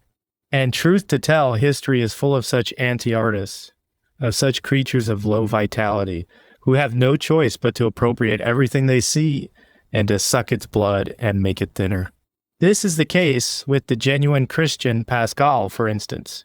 There is no such thing as a Christian who is also an artist. Let no one be so childish as to suggest Raphael or any homeopathic Christian of the 19th century as an objection to this statement. Raphael said yea. Raphael had yea. Consequently, Raphael was no Christian. What is the meaning of the antithetical concepts, Apollontine and Dionysian, which I have introduced into the vocabulary of a persensthetic as representing two distinct modes of ecstasy? Apollonian ecstasy acts above all as a force stimulating the eye so that it acquires the power of vision. The painter, the sculptor, the epic poet are essentially visionaries. In the Dionysian state, on the other hand, the whole system of passions is stimulated and intensified, so that it discharges itself by all the means of expression at once, and vents all its power of representation, of imitation, of transfiguration, of transformation, together with every kind of mimicry and histrionic display at the same time. The essential feature remains the facility in transforming, the inability to refrain from reaction, a similar state to that of certain hysterical patients who, at the slightest hint, assume any rettle. It is impossible for the Dionysian artist not to understand any suggestion. No outward sign of emotion escapes him.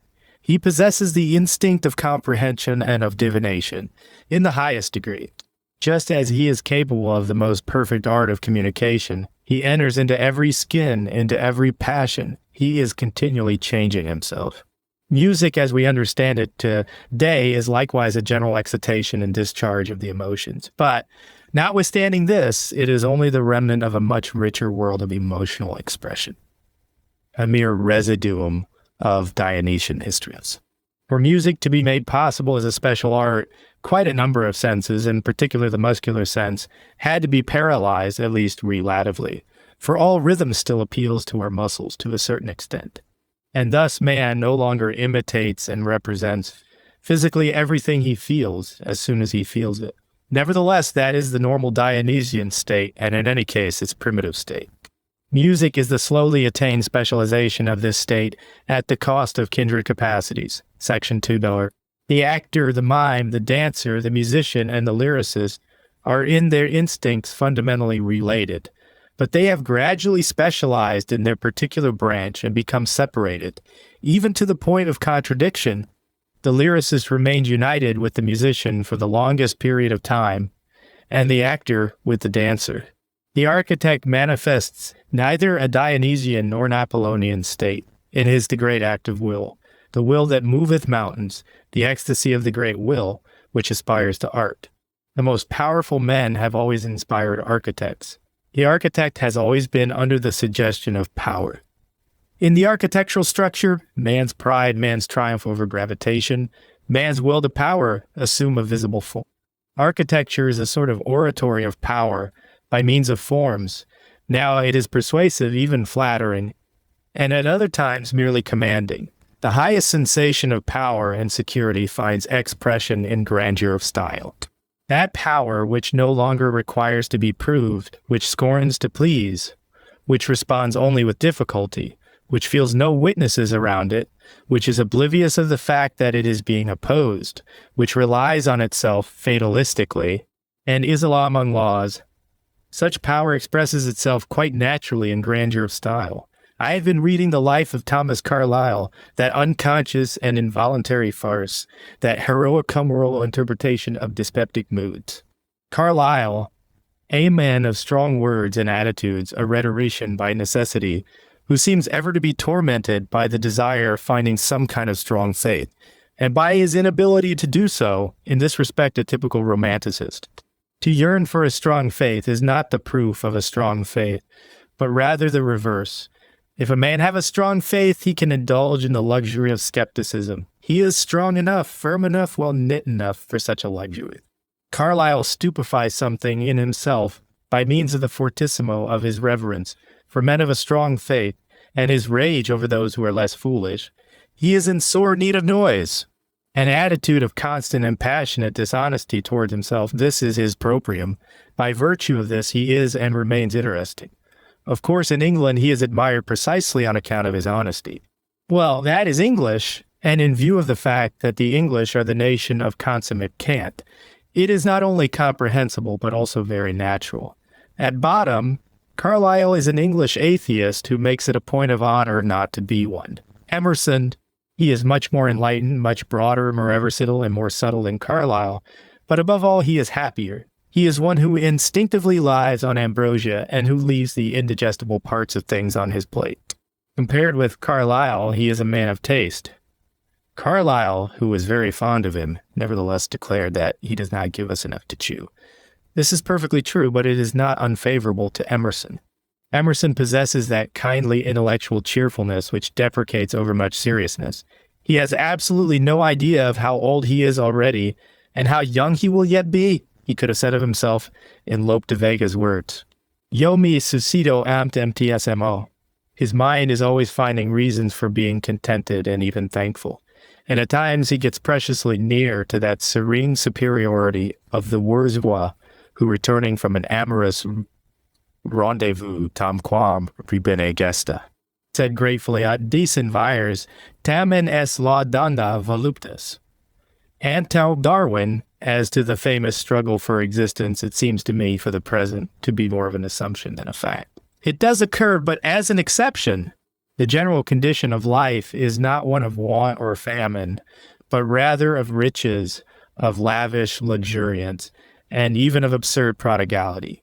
Where there is a struggle, it is a struggle for power. We should not confound Malthus with nature. Supposing, however, that this struggle exists, and it does indeed occur, its result is unfortunately the very reverse of that which the Darwinian school seems to desire, and of that which, in agreement with them, we also might desire. That is to say, it is always to the disadvantage of the strong, the privileged, and the happy exceptions. Species do not evolve towards perfection. the weak always prevail over the strong, simply because they are the majority, and because they are also the more crafty. Darwin forgot the intellect, that is English. The weak have more intellect. In order to acquire intellect, one must be in need of it. One loses it when one no longer needs it. He who possesses strength flings intellect to the deuce, let it go hence. Say the Germans of the present day, the Emser will remain. As you perceive, intellect to me means caution, patience, craft, dissimulation, great self-control, and everything related to mimicry. What is praised nowadays as virtue is very closely related to the latter. Casuistry of a psychologist, this man knows mankind. To what purpose does he study his fellows? He wants to derive some small or even great advantages from them. He is a politician. That man yonder is also well versed in human nature, and you tell me that he wishes to draw no personal profit from his knowledge, that he is a thoroughly disinterested person? Examine him a little more closely.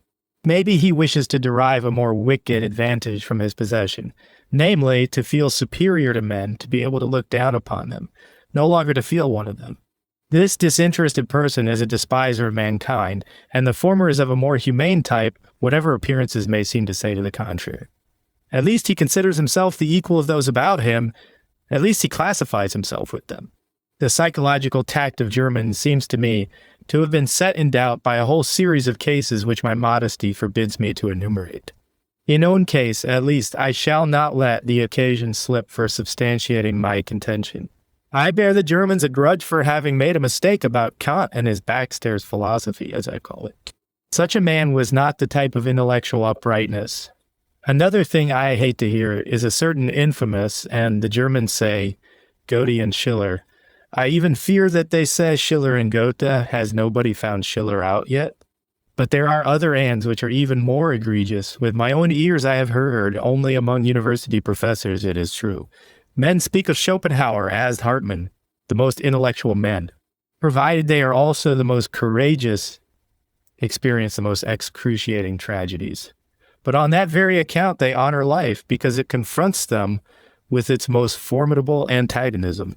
Concerning the conscience of the intellect, nothing seems to me more uncommon today than genuine hypocrisy. I strongly suspect that this growth is unable to flourish in the mild climate of our culture. Hypocrisy belongs to an age of strong faith, one in which one does not lose one's own faith, in spite of the fact that one has to make an outward show of holding another faith. Nowadays, a man gives it up, or, what is still more common, he acquires a second faith. In any case, however, he remains honest. Without a doubt, it is possible to have a much larger number of convictions at present than it was formerly possible, that is to say, allowable. That is to say, harmless. From this there arises an attitude of toleration towards oneself. Toleration towards oneself allows of a greater number of convictions.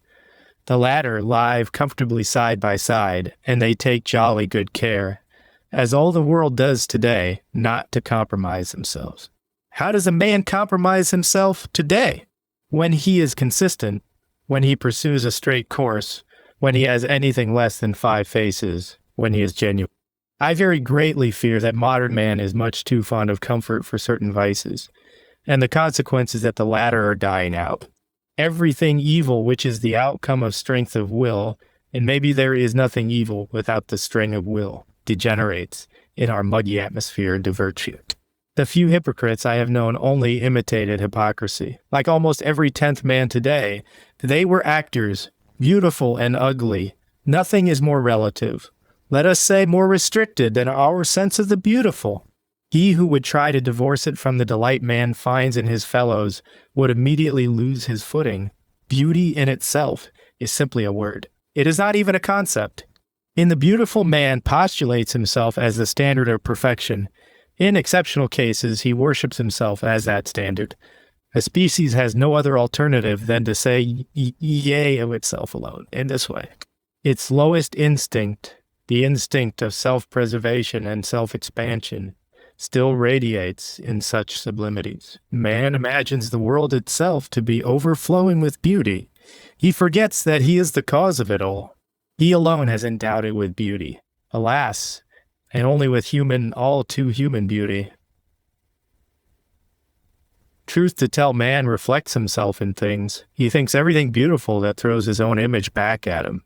The judgment beautiful is the vanity of his species. A little demon of suspicion may well whisper into the skeptic's ear. Is the world really beautified simply because man thinks it beautiful? He has only humanized it, that is all. But nothing, absolutely nothing, proves to us that it is precisely man who is the proper model of beauty. Who knows what sort of figure he would cut in the eyes of a higher judge of taste? He might seem a little outre, perhaps even somewhat amusing, perhaps a trifle arbitrary. O Dionysus, thou divine one, why dost thou pull mine ears? Ariadne asks on one occasion of her philosophic lover, during one of those famous conversations on the island of Naxos. I find a sort of humor in thine ears, Ariadne. Why are they not a little longer? Nothing is beautiful. Man alone is beautiful. All's aesthetic rests on this piece of ingenuousness. It is the first axiom of his science. And now let us straightway add the second to it. Nothing is ugly save the degenerate man. Within these two first principles, the realm of aesthetic judgments is confined. From the physiological standpoint, everything ugly weakens and depresses man. It reminds him of decay, danger, impotence. He literally loses strength in its presence. The effect of ugliness may be gauged by the dynamometer whenever man's spirits are downcast. It is a sign that he sensed the proximity of something ugly, his feeling of power, his will to power, his courage, and his pride. These things collapse at the sight of what is ugly and rise at the sight of what is beautiful. In both cases, an inference is drawn, the premises to which are stored with extraordinary abundance in the instincts. Ugliness is understood to signify a hint and a symptom of degeneration. That which reminds us, however remotely, of degeneracy, impels us to the judgment ugly. Every sign of exhaustion, of gravity, of age, of fatigue, every kind of constraint, such as cramp or paralysis, and above all, the smells, colors, and forms associated with decomposition and putrefaction. However much they may have been attenuated into symbols, all these things provoke the same reaction, which is the judgment ugly. A certain hatred expresses itself here. What is it that man hates? Without a doubt, it is the decline of his type. In this regard, his hatred springs from the deepest instincts of the race. There is horror, caution, profundity, and far-reaching vision in this hatred. It is the most profound hatred that exists. On its account alone, art is profound. Schopenhauer, the last German who is to be reckoned with, who is a European event like Goethe, Hegel, or Heinrich Heine, and who is not merely local national, is for a psychologist a case of the first rank. I mean, as a malicious though masterly attempt to enlist on the side of a general nihilistic depreciation of life, the very forces which are opposed to such a movement, that is to say, the great self-affirming powers of the will to live, the exuberant forms of life itself. He interpreted art, heroism, genius, beauty, great sympathy, knowledge, the will to truth, and tragedy one after the other, as the results of the denial, or of the need of the denial, of the will, the greatest forgery, Christianity always accepted, which history has to show. Examined more carefully, he is in this respect simply the heir of the Christian interpretation, except that he knew how to approve in a Christian fashion, nihilistically, even of the great facts of human culture, which Christianity completely repudiates. He approved of them as paths to salvation, as preliminary stages to salvation, as appetizers calculated to arouse the desire for salvation. Let me point to one single instance. Schopenhauer speaks of beauty with melancholy ardor. Why, in sooth, does he do this? Because in beauty he sees a bridge on which one can travel further, or which stimulates one's desire to travel further. According to him, it constitutes a momentary emancipation from the will. It lures to eternal salvation. He values it more particularly as a deliverance from the burning core of the will, which is sexuality. In beauty, he recognizes the negation of the procreative instinct. Singular saint! Why is there beauty of tone, color, aroma, and of rhythmic movement in nature at all? What is it forces beauty to the fore? Fortunately, too, a certain philosopher contradicts him. No less an authority than the divine Plato himself, thus does Schopenhauer call him, upholds another proposition. that all beauty lures to procreation, that this precisely is the chief characteristic of its effect. From the lowest sensuality to the highest spirituality, Plato goes further. With an innocence for which a man must be Greek and not Christian, he says that there would be no such thing as Platonic philosophy if there were not such beautiful boys in Athens. It was the sight of them alone that set the soul of the philosopher reeling with erotic passion, and allowed it no rest until it had planted the seeds of all lofty things in a soil so beautiful. He was also a singular saint. One scarcely believes one's ears, even supposing one believes Plato.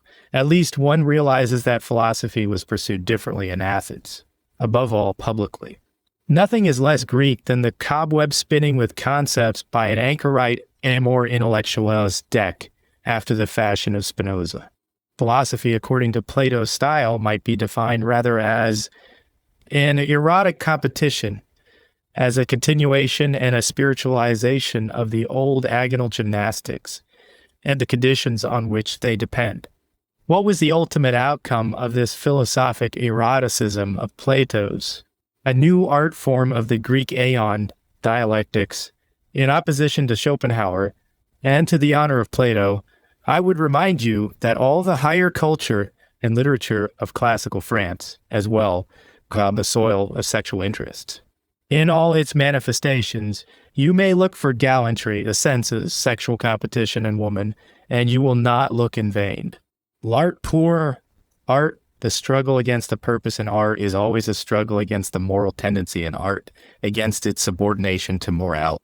L'art pour fart means let morality go to the devil, but even this hostility betrays the preponderating power of the moral prejudice. If art is deprived of the purpose of preaching morality and of improving mankind, it does not by any means follow that art is absolutely pointless, purposeless, senseless, in short 7 art per part, a snake which bites its own tail. No purpose at all is better than a moral purpose. Thus does pure passion speak. A psychologist, on the other hand, puts the question, what does all art do? Does it not glorify? Does it not select? Does it not bring things into prominence? In all this, it strengthens or weakens certain valuations. Is this only a secondary matter, an accident, something in which the artist's instinct has no share? Or is it not rather the very prerequisite which enables the artist to accomplish something? Is his most fundamental instinct concerned with art? Is it not rather concerned with the purpose of art, with life, with a certain desirable kind of life? Art is the great stimulus to life. How can it be regarded as purposeless, as pointless, as 7 art per part? There still remains one question to be answered. Art also reveals much that is ugly, hard, and questionable in life. Does it not thus seem to make life intolerable? And as a matter of fact, there have been philosophers who have ascribed this function to art. According to Schopenhauer's doctrine, the general object of art was to free one from the will, and what he honored as the great utility of tragedy was that it made people more resigned. But this, as I have already shown, is a pessimistic standpoint. It is the evil eye. The artist himself must be appealed to. What is it that the soul of the tragic artist communicates to others? Is it not precisely his fearless attitude towards that which is terrible and questionable? This attitude is in itself a highly desirable one. He who has once experienced it honors it above everything else. He communicates it. He must communicate. Provided he is an artist and a genius in the art of communication, a courageous and free spirit. In the presence Opha, mighty foe, in the presence Opha, sublime misfortune. And face to face with a problem that inspires horror. This is the triumphant attitude which the tragic artist selects and which he glorifies. The martial elements in our soul celebrate their saturnalia in tragedy. He who is used to suffering, he who looks out for suffering, the heroic man, extols his existence by means of tragedy. To him alone does the tragic artist offer this cup of sweetest cruelty, to associate in an amiable fashion with anybody. To keep the house of one's heart open to all is certainly liberal, but it is nothing else. One can recognize the hearts that are capable of noble hospitality by their wealth of screened windows and closed shutters. They keep their best rooms empty. Whatever for because they are expecting guests who are somebodies, We no longer value ourselves sufficiently highly when we communicate our soul's content. Our real experiences are not at all garrulous. They could not communicate themselves even if they wished to. They are at a loss to find words for such confidences. Those things for which we find words are things we have already overcome. In all speech, there leads an element of contempt. Speech, it would seem, was only invented for average, mediocre, and communicable things. Every spoken word proclaims the speaker vulgarized. Extract from a moral code for deaf and dumb people and other philosophers. This picture is perfectly beautiful, the dissatisfied and exasperated literary woman with a desert in her heart and in her belly, listening with agonized curiosity every instant to the imperative which whispers to her from the very depths of her being. Aut liberi, aut liber, the literary woman, sufficiently educated to understand the voice of nature. Even when nature speaks Latin, and moreover enough of a peacock and a goose to speak even French with herself in secret. Je me verrai, je me leva, je m'extasiera, et j'y diva. Possible que fat utant m'esprit, the objective one speak. Nothing comes more easily to us than to be wise, patient, superior. We are soaked in the oil of indulgence and of sympathy. We are absurdly just, we forgive everything.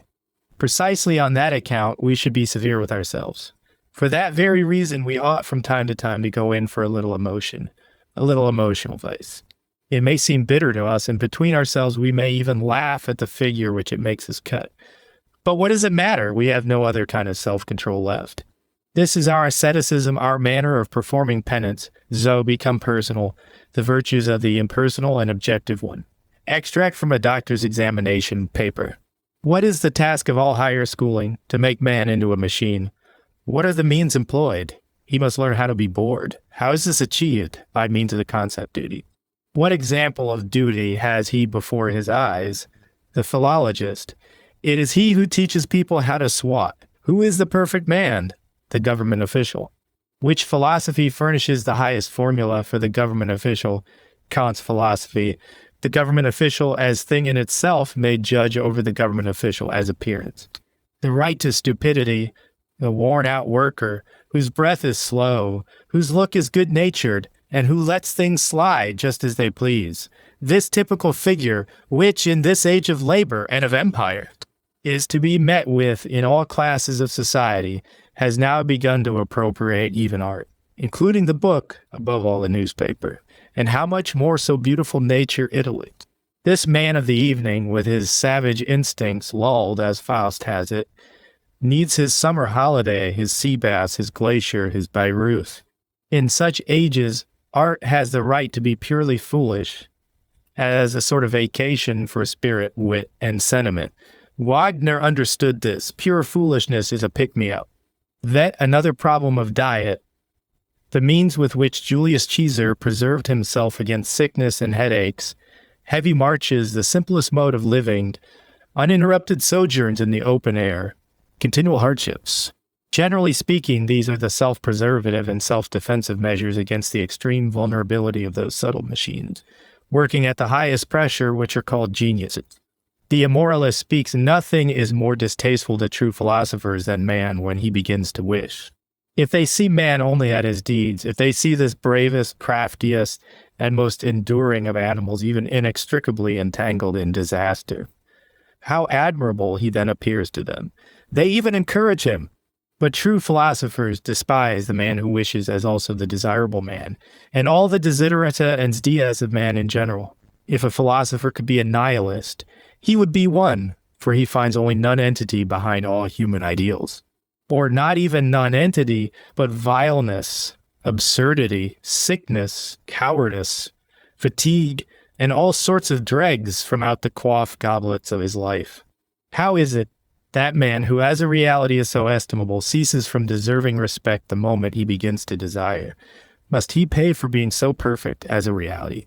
Must he make up for his deeds, for the tension of spirit and will which underlies all his deeds by an eclipse of his powers in matters of the imagination and in absurdity? Hitherto the history of his desires has been the paradise hauntus of mankind. One should take care not to read too deeply in this history. That which justifies man is his reality. It will justify him to all eternity.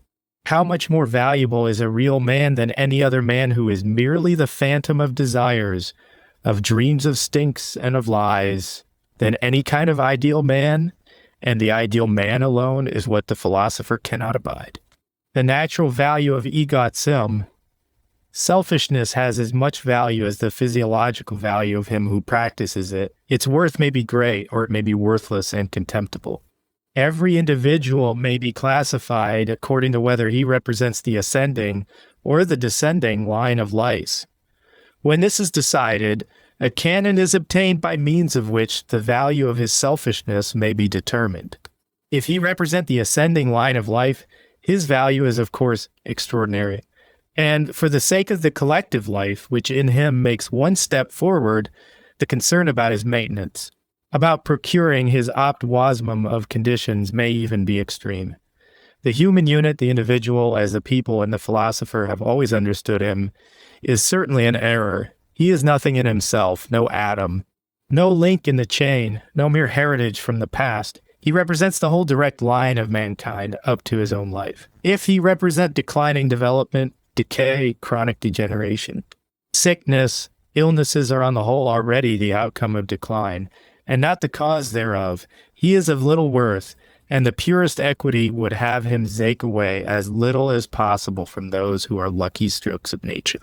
He is then only a parasite upon Chong-Sai, the Christian and the anarchist, when the anarchist, as the mouthpiece of the decaying strata of society, raises his voice in splendid indignation for right, justice, equal rights. He is only groaning under the burden of his ignorance, which cannot understand why he actually suffers, what his poverty consists of, the poverty of life. An instinct of causality is active in him. Someone must be responsible for his being so ill at ease. His splendid indignation alone relieves him somewhat. It is a pleasure for all poor devils to grumble. It gives them a little intoxicating sensation of power. The very act of complaining, the mere fact that one bewails one's lot, may lend such a charm to life that on that account alone one is ready to endure it. There is a small dose of revenge in every lamentation. One casts one's afflictions and, under certain circumstances, even one's baseness, in the teeth of those who are different, as if their condition were an injustice, and jus gustus privilege. Since I am a blackguard, you ought to be one too. It is upon such reasoning that revolutions are based. To bewail one's lot is always despicable. It is always the outcome of weakness. Whether one ascribes one's afflictions to others or to one CDF, it is all the same. The socialist does the former, the Christian, for instance, does the latter.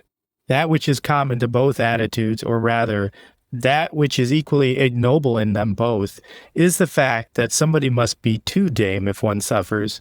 In short, that the sufferer drugs himself with the honey of revenge to allay his anguish.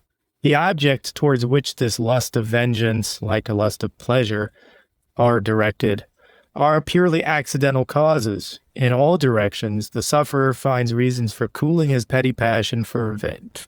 If he is a Christian, I repeat, he finds these reasons in himself. The Christian and the anarchist both are decadents.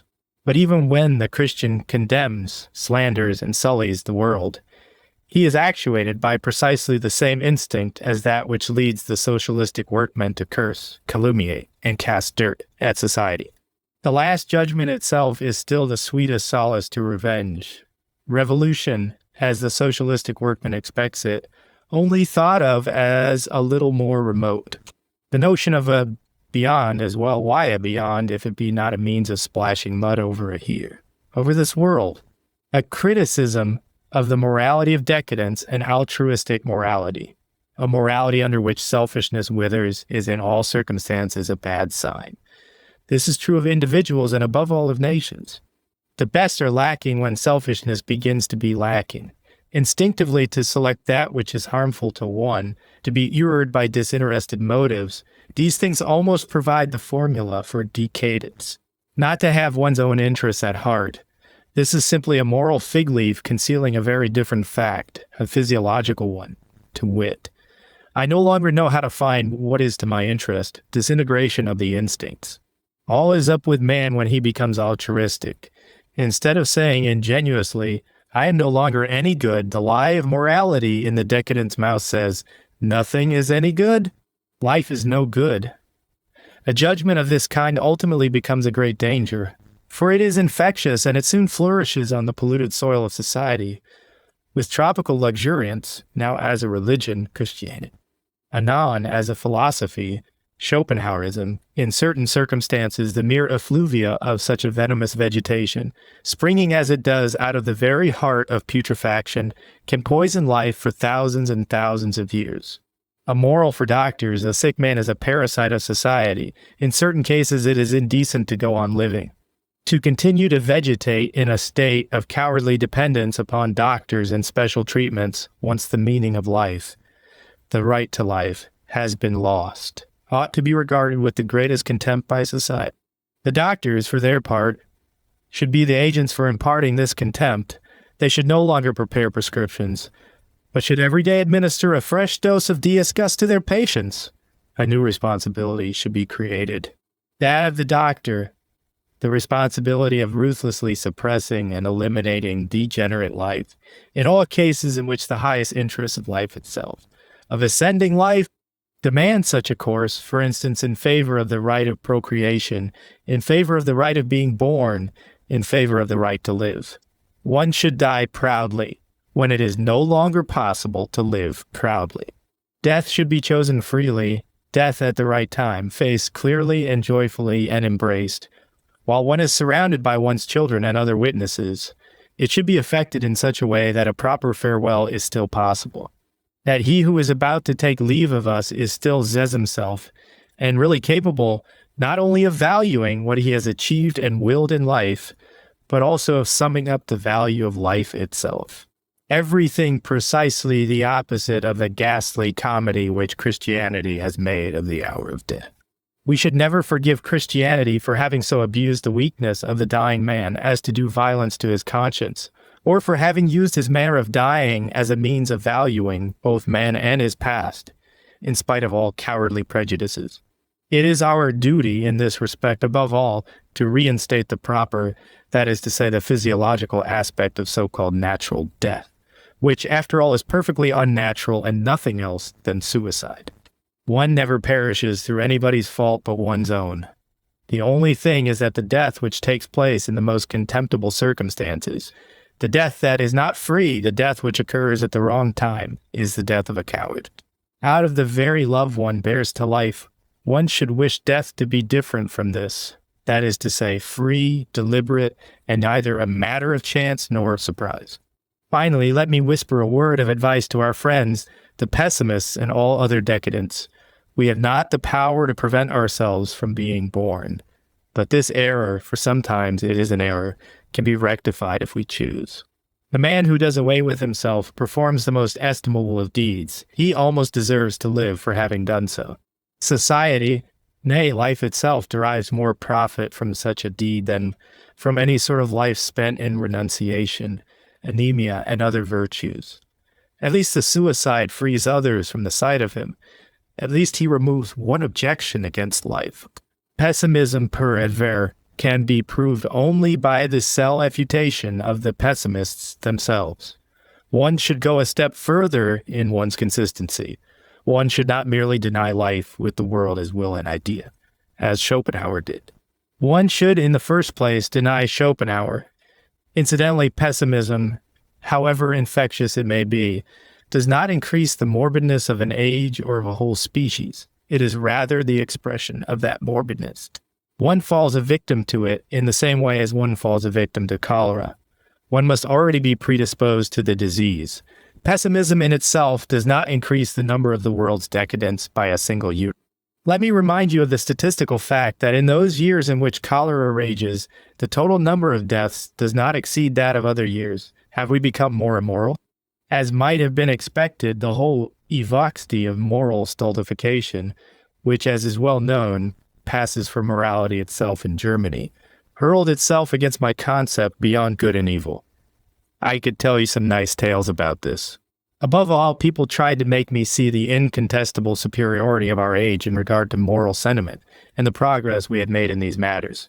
Compared with us, A Caesar Borgia was by no means to be represented as higher man, the sort of Superman, which I declared in the debate. The editor of the Swiss paper, The Button, went so far as not only to express his admiration for the courage displayed by my enterprise, but also to pretend to understand that the intended purpose of my work was to abolish all decent feeling. Much obliged. In reply, I venture to raise the following question. Have we really become more moral? The fact that everybody believes that we have is already an objection to the belief. We modern men, so extremely delicate and susceptible, full of consideration, one for the other, actually dare to suppose that the pampering fellow feeling which we all display, this unanimity which we have at last acquired in sparing and helping and trusting one another, marks a definite step forward, and shows us to be far ahead of the man of the Renaissance. But every age thinks the same. It is down to think, this at least is certain, that we should not dare to stand amid the conditions which prevailed at the Renaissance. We should not even dare to imagine ourselves in those conditions. Our nerves could not endure that reality, not to speak of our muscles. The inability to do this, however, does not denote any progress, but simply the different and more senile quality of our particular nature, its greater weakness, delicateness, and susceptibility, out of which a morality more rich, seven consideration was bound to arise. If we imagine our delicateness and senility, our physiological decrepitude as non-existent, our morality of humanization would immediately lose all value. No morality has any value per se. It would even fill us with scorn, on the other hand. Do not let us doubt that we moderns, wrapped as we are in the thick cotton wool of our humanitarianism, which would shrink even from grazing a stone, would present a comedy to Cesar Borgia's contemporaries, which would literally make them die of laughter. We are indeed, without knowing it, exceedingly ridiculous with our modern virtues. The decline of the instincts of hostility and of those instincts that arouse suspicion, for this, if anything, is what constitutes our progress, is only one of the results manifested by the general decline in stolty. It requires 100 times more trouble and caution to live such a dependent and senile existence. In such circumstances, everybody gives everybody else a helping hand, and to a certain extent, everybody is either an invalid or an invalid's attendant. This is then called virtue among those men who knew a different life, that is to say, a fuller, more prodigal, more superabundant sort of life. It might have been called by another name, possibly cowardice or vileness or old woman's morality. Our mollification of morals, this is my cry, this, if you will, is my Z6 is the outcome of our decline. Conversely, hardness and terribleness in morals may be the result of a surplus of life. When the latter state prevails, much is dared, much is challenged, and much is also squandered. That which formerly was simply the salt of life would now be our fossen. To be indifferent, even this is a form of strength, for that, likewise, we are too senile, too decrepit, our morality of fellow feeling, against which I was the first to raise a finger of warning, that which might be called moval impressionism, is one symptom, the more of the excessive physiological irritability which is peculiar to everything decadent. That movement which attempted to introduce itself in a scientific manner on the shoulders of Schopenhauer's morality of pity, a very sad attempt, is in its essence the movement of decadence in morality, and as such it is intimately related to Christian morality. Strong ages and noble cultures see something contemptible in pity, in the love of one's neighbor, and in a lack of egoism and of self-esteem. Ages should be measured according to their positive forces. Valued by this standard, that prodigal and fateful age of the Renaissance appears as the last great age, while we moderns, with our anxious care of ourselves and love of our neighbors, with all our unassuming virtues of industry, equity, and scientific method, with our lust of collection, of economy, and of mechanism, represent a weak age. Our virtues are necessarily determined and are even stimulated by our weakness. Quality, ascertained definite process of making everybody uniform, which only finds its expression in the theory of equal rights, is essentially bound up with a declining culture, the chasm between man and man, class and class. The multiplicity of types, the will to be oneself and to distinguish oneself, That, in fact, which I call the pathos of Z stance, is proper to all strong ages.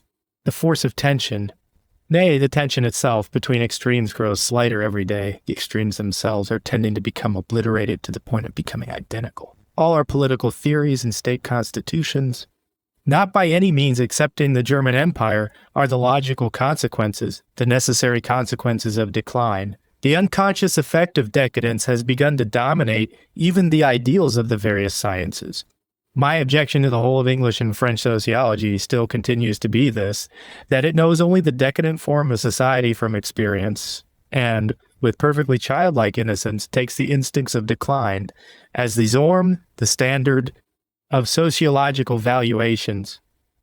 Descending life, the decay of all organizing power, that is to say, of all that power which separates, cleaves gulfs, and establishes rank above and below, formulated itself in modern sociology as the ideal.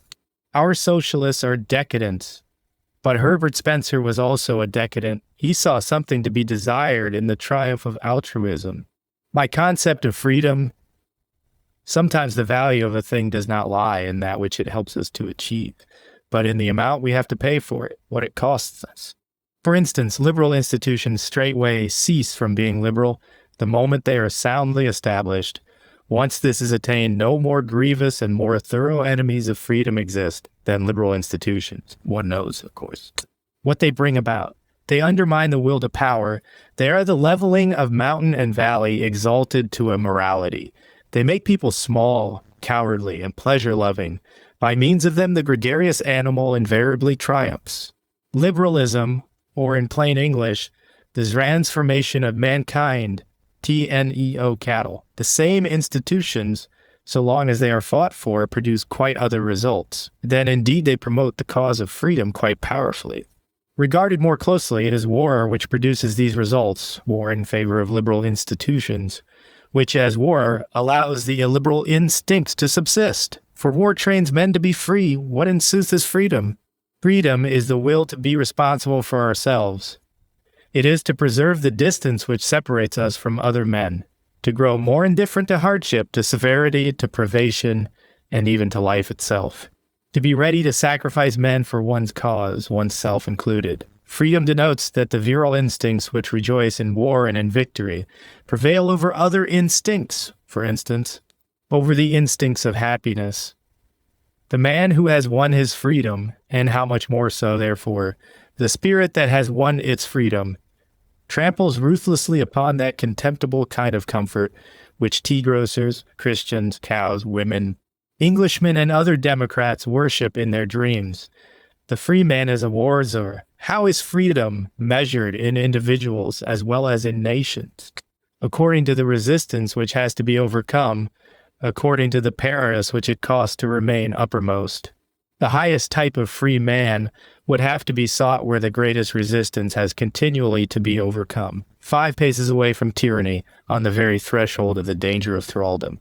This is psychologically true if, by the word tyrants, we mean inexorable and terrible instincts which challenge the maximum amount of authority and discipline to oppose them. The finest example of this is Julius Caesar. It is also true politically. Just examine the course of history. The nations which were worth anything, which got to be worth anything, never attained to that condition under liberal institutions. Great danger made out of them something which deserves reverence. That danger which alone can make us aware of our resources, our virtues, our means of defense, our weapons, our genzas, which compels us to be strong first principle. A man must need to be strong. Otherwise he will never attain it. Those great forcing houses of the strongest kind of men that have ever existed on earth, the aristocratic communities like those of Rome and Venice, understood freedom precisely as I understand the word, as something that one has and that one has not, as something that one's W2 he have and that one says by force. A criticism of modernity. Our institutions are no longer any good. On this point we are all agreed, but the fault does not lie with them, but with us. Now that we have lost all the instincts out of which institutions grow, the latter on their part are beginning to disappear from our midst because we are no longer fit for. Democracy has always been the death agony of the power of organization. Already inhuman, all too human, Part 1, FEI 472, I pointed out that modern democracy, together with its half measures, of which the German Empire is an example, was a decaying form of the state. For institutions to be possible, there must exist a sort of will, instinct, imperative, which cannot be otherwise than antiliberal to the point of wickedness, the will to tradition, to authority, to responsibility for centuries to come, to solidarity and long family lines forwards and backwards in fiefdom. If this will is present, something is founded which resembles the Imperium Romanum, or Russia, the only great nation today, that has some lasting power and grit in her, that can bide her time, that can still promise something. Russia, the opposite of all wretched European petty-statism and neurasthenia, which the foundation of the German Empire has brought to a crisis. The whole of the Occident no longer possesses those instincts from which institutions spring, out of which a future grows. Maybe nothing is more opposed to its modern spirit than these things. People live for the present, they live at top speed. They certainly live without any sense of responsibility, and this is precisely what they call freedom. Everything in institutions, which makes them institutions, is scorned, loathed, and repudiated. Everybody is in mortal fear of a new slavery. Wherever the word authority is so much as whispered, the decadence of the valuing instinct, both in our politicians and in our political parties, goes so far that they instinctively prefer that which acts as a solvent, that which precipitates the final catastrophe. As an example of this, behold modern marriage. All reason has obviously been divorced from modern marriage, but this is no objection to matrimony itself, but to modernity. The rational basis of marriage, it lay in the exclusive legal responsibility of the man. By this means some ballast was laid in the ship of matrimony, whereas nowadays it has a list, now on this side, now on that. The rational basis of marriage, it lay in its absolute indissolubleness. In this way, it was given a gravity which knew how to make its influence felt in the face of the accident of sentiment, passion, and momentary impulse. It lay also in the fact that the responsibility of choosing the parties to the contract lay with the families. By showing ever more and more favor to of marriages, the very foundation of matrimony, that which alone makes it an institution, has been undermined. No institution ever has been, nor ever will be built upon idiosyncrasy. As I say, marriage cannot be based upon love. It can be based upon sexual desire, upon the instinct of property, wife and child as possessions, upon the instinct of dominion, which constantly organizes for itself the smallest form of dominion, the family which would guzerize children and heirs in order to hold fast, also in the physiological sense, to a certain quantum of acquired power, influence, and wealth, so as to prepare for lasting tasks, and for solidarity in the instincts from one century to another. Marriage as an institution presupposes the affirmation of the greatest and most permanent form of organization. If society cannot as a whole stand security for itself into the remotest generations, marriage has no meaning whatsoever. Modern marriage has always its meaning. Consequently, it is being abolished, the question of the working man.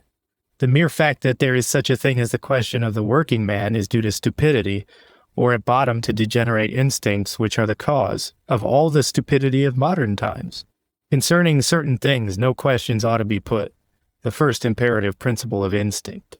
For the life of me, I cannot see what people want to do with the working man of Europe, now that they have made a question of him.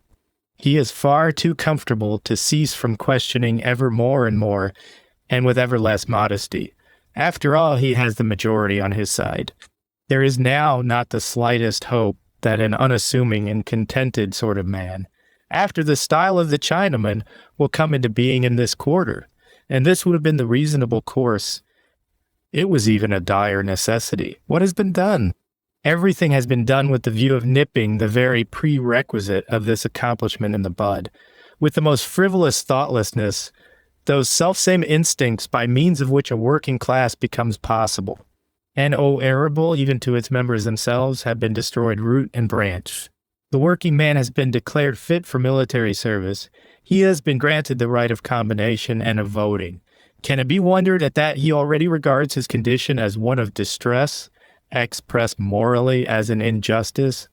But again, I ask, what do people want? If they desire a certain end, then they should desire the means thereto. I equals if they will have slaves, then it is madness to educate them to be masters. The kind of freedom I do so to mean. In an age like the present, it simply adds to one's perils to be left to one's instincts.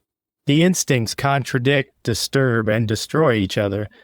I have already defined modernism as physiological self-contradiction. A reasonable system of education would insist upon at least one of these instinct systems being paralyzed beneath an iron pressure in order to allow others to assert their power to grow strong and to dominate.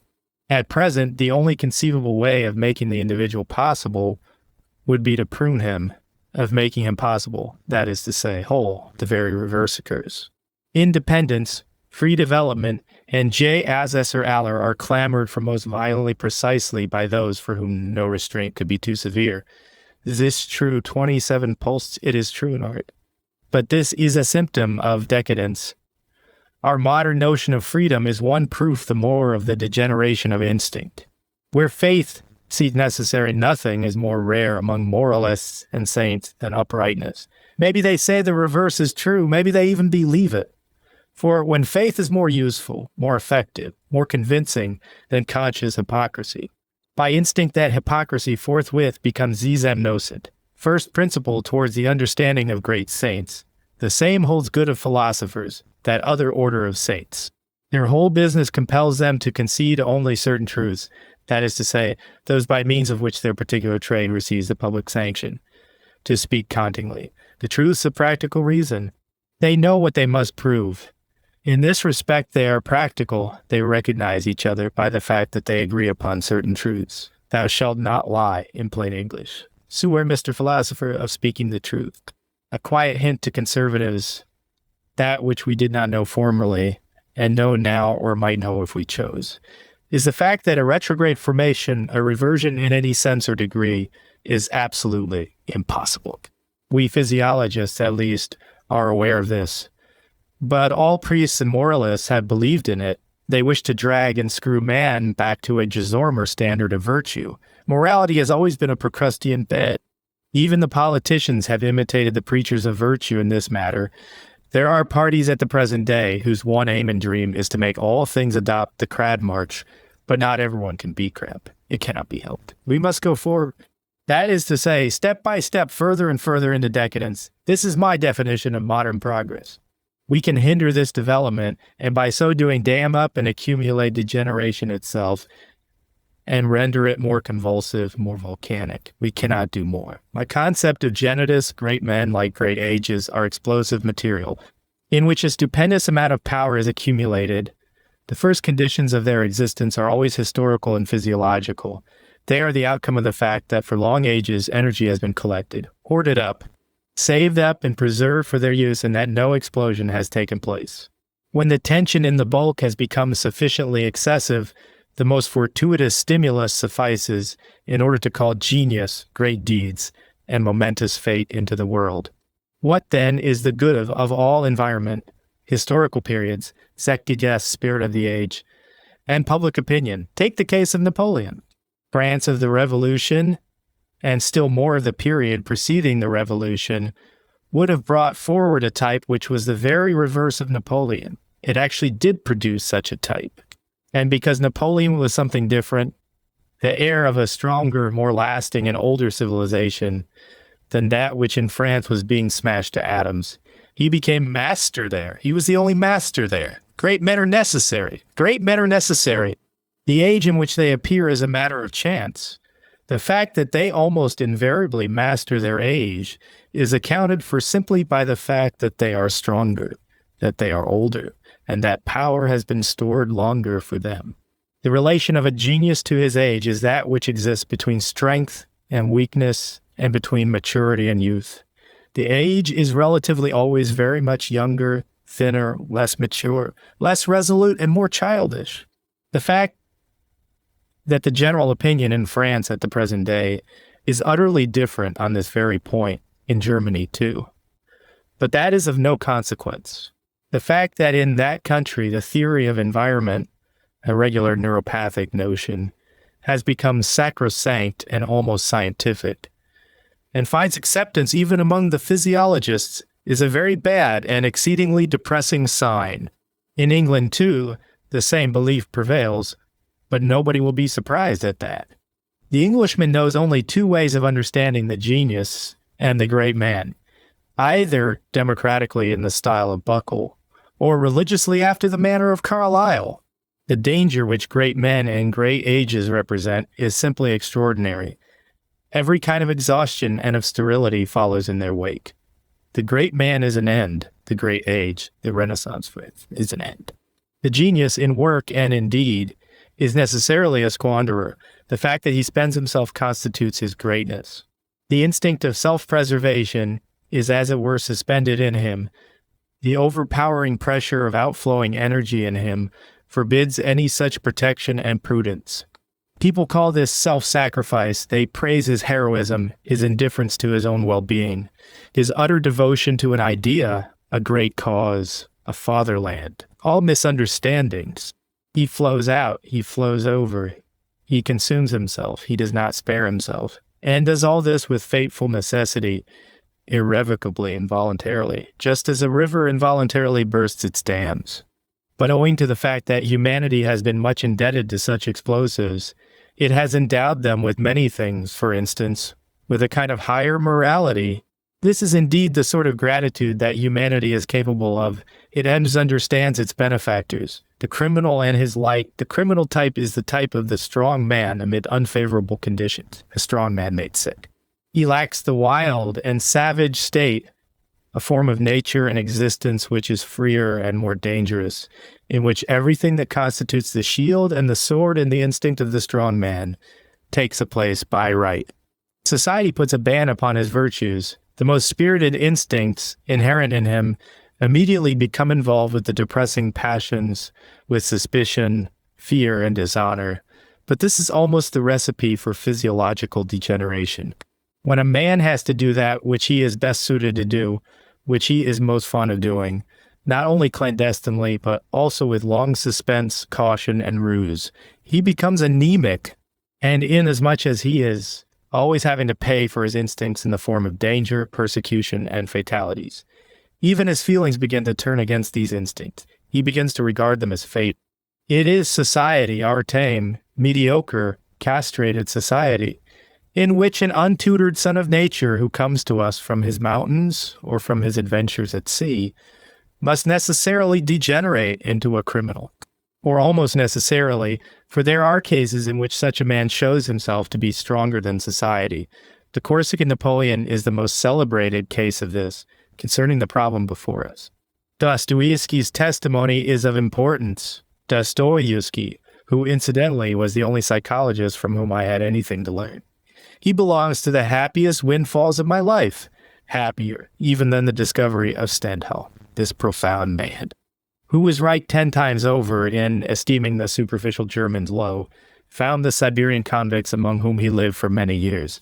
Those thoroughly hopeless criminals for whom no road back to society stood open, very different from what even he had expected, that is to say, carved from about the best, hardest, and most valuable material that grows on Russian soil. Let us generalize the case of the criminal. Let us imagine creatures who for some reason or other fail to meet with public approval, who know that they are regarded neither as beneficent nor useful, the feeling of the Chandala, who are aware that they are not looked upon as equal, but as prescribed, unworthy, polluted. The thoughts and actions of all such natures are tainted with a subterranean moldiness. Everything in them is of a paler hue than in those on whose existence the sun shines. But almost all those creatures whom nowadays we honor and respect formerly lived in this semi-sepulchral atmosphere. The man of science, the artist, the genius, the free spirit, the actor, the businessman, and the great explorer. As long as the priest represented the highest type of man, every valuable kind of man was depreciated. The time is coming, this I guarantee, when he will pass as the lowest type, as our Chandala, as the falsest and most disreputable kind of man. I call your attention to the fact that even now, under the sway of the mildest customs and usages which have ever ruled on earth, or at least in Europe, every form of standing aside, Every kind of prolonged, excessively prolonged concealment, every unaccustomed and obscure form of existence tends to approximate to that type which the criminal exemplifies to perfection. All pioneers of the spirit have for a while the gray and fatalistic mark of the Chandala on their breast. Not because they are regarded as Chandala, but because they themselves feel the terrible chasm which separates them from all that is traditional and honorable. Almost every genius knows the Catalanarian life as one of the stages in his development. A feeling of hate, revenge, and revolt against everything that exists, that has ceased to evolve. Catiline, the early stage of every Caesar. Here the outlook is free. When a philosopher holds his tongue, it may be the sign of the loftiness of his soul. When he contradicts himself, it may be love, and the very courtesy of a knight of knowledge may force him to lie. It has been said, and not without subtlety, Zes est indigna de grands sœurs de répandre la trouble qu'ils ressentent. But it is necessary to add that there may also be grandeur de sœur in not shrinking from the most undignified pursuit. A woman who loves sacrifices her honor. A knight of knowledge who loves sacrifices perhaps his humanity. A god who loved became a Jew. Beauty no accident. Even the beauty of a race or of a family, the charm and perfection of all its movement, is attained with pains. Like genius, it is the final result of the accumulated work of generations. Great sacrifices must have been made on the altar of good taste. For its sake, many things must have been done, and much must have been left undone. The 17th century in France is admirable for both of these things. In this century, there must have been a principle of selection in respect to company, locality, clothing, the gratification of the instinct of sex. Beauty must have been preferred to profit, to habit, to opinion, and to indolence. The first rule of all, nobody must let himself go, not even when he is alone. Good things are exceedingly costly, and in all cases the law obtains that he who possesses them is a different person from him who is acquiring them. Everything good is an inheritance. That which is not inherited is imperfect. It is simply a beginning. In Athens, at the time of Cicero, who expresses his surprise at the fact the men in use were by far superior in beauty to the women. But what hard work and exertions the male sex had for centuries imposed upon itself in the service of beauty. We must not be mistaken in regard to the method employed here. The mere discipline of feelings and thoughts is little better than nil. It is in this that the great error of German culture, which is quite illusory, lies. The dotty must be persuaded first. The strict maintenance of a distinguished and tasteful demeanor, the obligation of frequenting only those who do not let themselves go, is amply sufficient to render one distinguished and tasteful. In 2 or 3 generations, everything has already taken deep root. The fate of a people and of humanity is decided according to whether they begin culture at the right place, not at the soul, as the fatal superstition of the priests and half-priests would have it. The right place is the body demeanor. Diet, physiology, the rest follows as the night the day. That is why the Greeks remain the first event in culture. They knew and they did what was needful. Christianity, with its contempt of the body, is the greatest mishap that has ever befallen mankind. Progress in my sense. He also speak of a return to nature, although it is not a process of going back, but of going up into lofty, free, and even terrible nature and naturalness. Such a nature as can play with great tasks and may play with them. To speak in a parable, Napoleon was an example. Offa returned to nature, as I understand it, for instance, Zen Weber's tactics, and still more, as military experts know, in strategy. But Rousseau, whither did he want to return? Rousseau, this first modern man, idealist and canosalee in one person, who was in need of moral dignity, in order even to endure the sight of his own person, ill with unbridled vanity and wanton self-contempt. This abortion, who planted his tent on the threshold of modernity, also wanted a return to nature. But I ask once more, whither did he wish to return? I hate Rousseau, even the revolution itself. The latter was the historical expression of this hybrid of idealist and Canazal. The bloody farce, which this revolution ultimately became, its immorality, concerns me but slightly. What I loathe, however, is its Rousseau-esque morality. the so-called truths of the revolution, by means of which it still exercises power and draws all flat and mediocre things over to its side, the doctrine of equality. But there is no more deadly poison than this, for it sees to proceed from the very lips of justice, whereas in reality it draws the curtain down on all justice. To equals equality to unequals inequality, that would be the real speech of justice and that which follows from it. Never make unequal things equal. The fact that so much horror and blood are associated with this doctrine of equality has lent this modern idea par excellence such a halo of fire and glory that the revolution as a drama has misled even the most noble minds, that after all is no reason for honoring it the more. I can see only one who regarded it as it should be regarded, that is to say with loathing. One speak of Goethe. Goethe, no mere German but a European event. A magnificent attempt to overcome the 18th century by means of a return to nature, by means of an ascent to the naturalness of the Renaissance. A kind of self-overcoming on the part of the century in question. He bore the strongest instincts of this century in his breast, its sentimentality and idolatry of nature, its anti-historic, idealistic, unreal, and revolutionary spirit. The latter is only a form of the unreal. He enlisted history, natural science, antiquity, as well as Spinoza, and above all practical activity in his service. He drew a host of very definite horizons around him. Far from liberating himself from life, he plunged right into it. He did not give in. He took as much as he could on his own shoulders and into his heart. That to which he aspired was Odelsty. He was opposed to the sundering of reason, sensuality, feeling, and will, as preached with most repulsive scholasticism by Kant, the antipodes of Goethe. He disciplined himself into a harmonious whole. He created himself. Goethe, in the midst of an age of unreal sentiment, was a convinced realist. He said yea to everything that was like him in this regard. There was no greater event in his life than that ex-violesmum surnamed Napoleon. Goethe conceived a strong, highly cultured man, skillful in all bodily accomplishments, able to keep himself in check, having a feeling of reverence for himself, and so constituted as to be able to risk the full enjoyment of naturalness in all its rich profusion and be strong enough for this freedom. A man of tolerance, not out of weakness, but out of strength, because he knows how to turn to his own profit that which would ruin the mediocre nature. A man unto whom nothing is any longer forbidden, unless it be weakness either as a vice or as a virtue. Such a spirit, become free, appears in the middle of the universe with a feeling of cheerful and confident fatalism. He believes that only individual things are bad, and that as a whole the universe justifies and affirms itself. He no longer denies. But such a faith is the highest of all faiths. I christened it with the name of Dionysus. It might be said that, in a certain sense, the 19th century also strove after all that Goethe himself aspired to. Catholicity in understanding, in approving, a certain reserve towards everything, daring realism, and a reverence for every fact.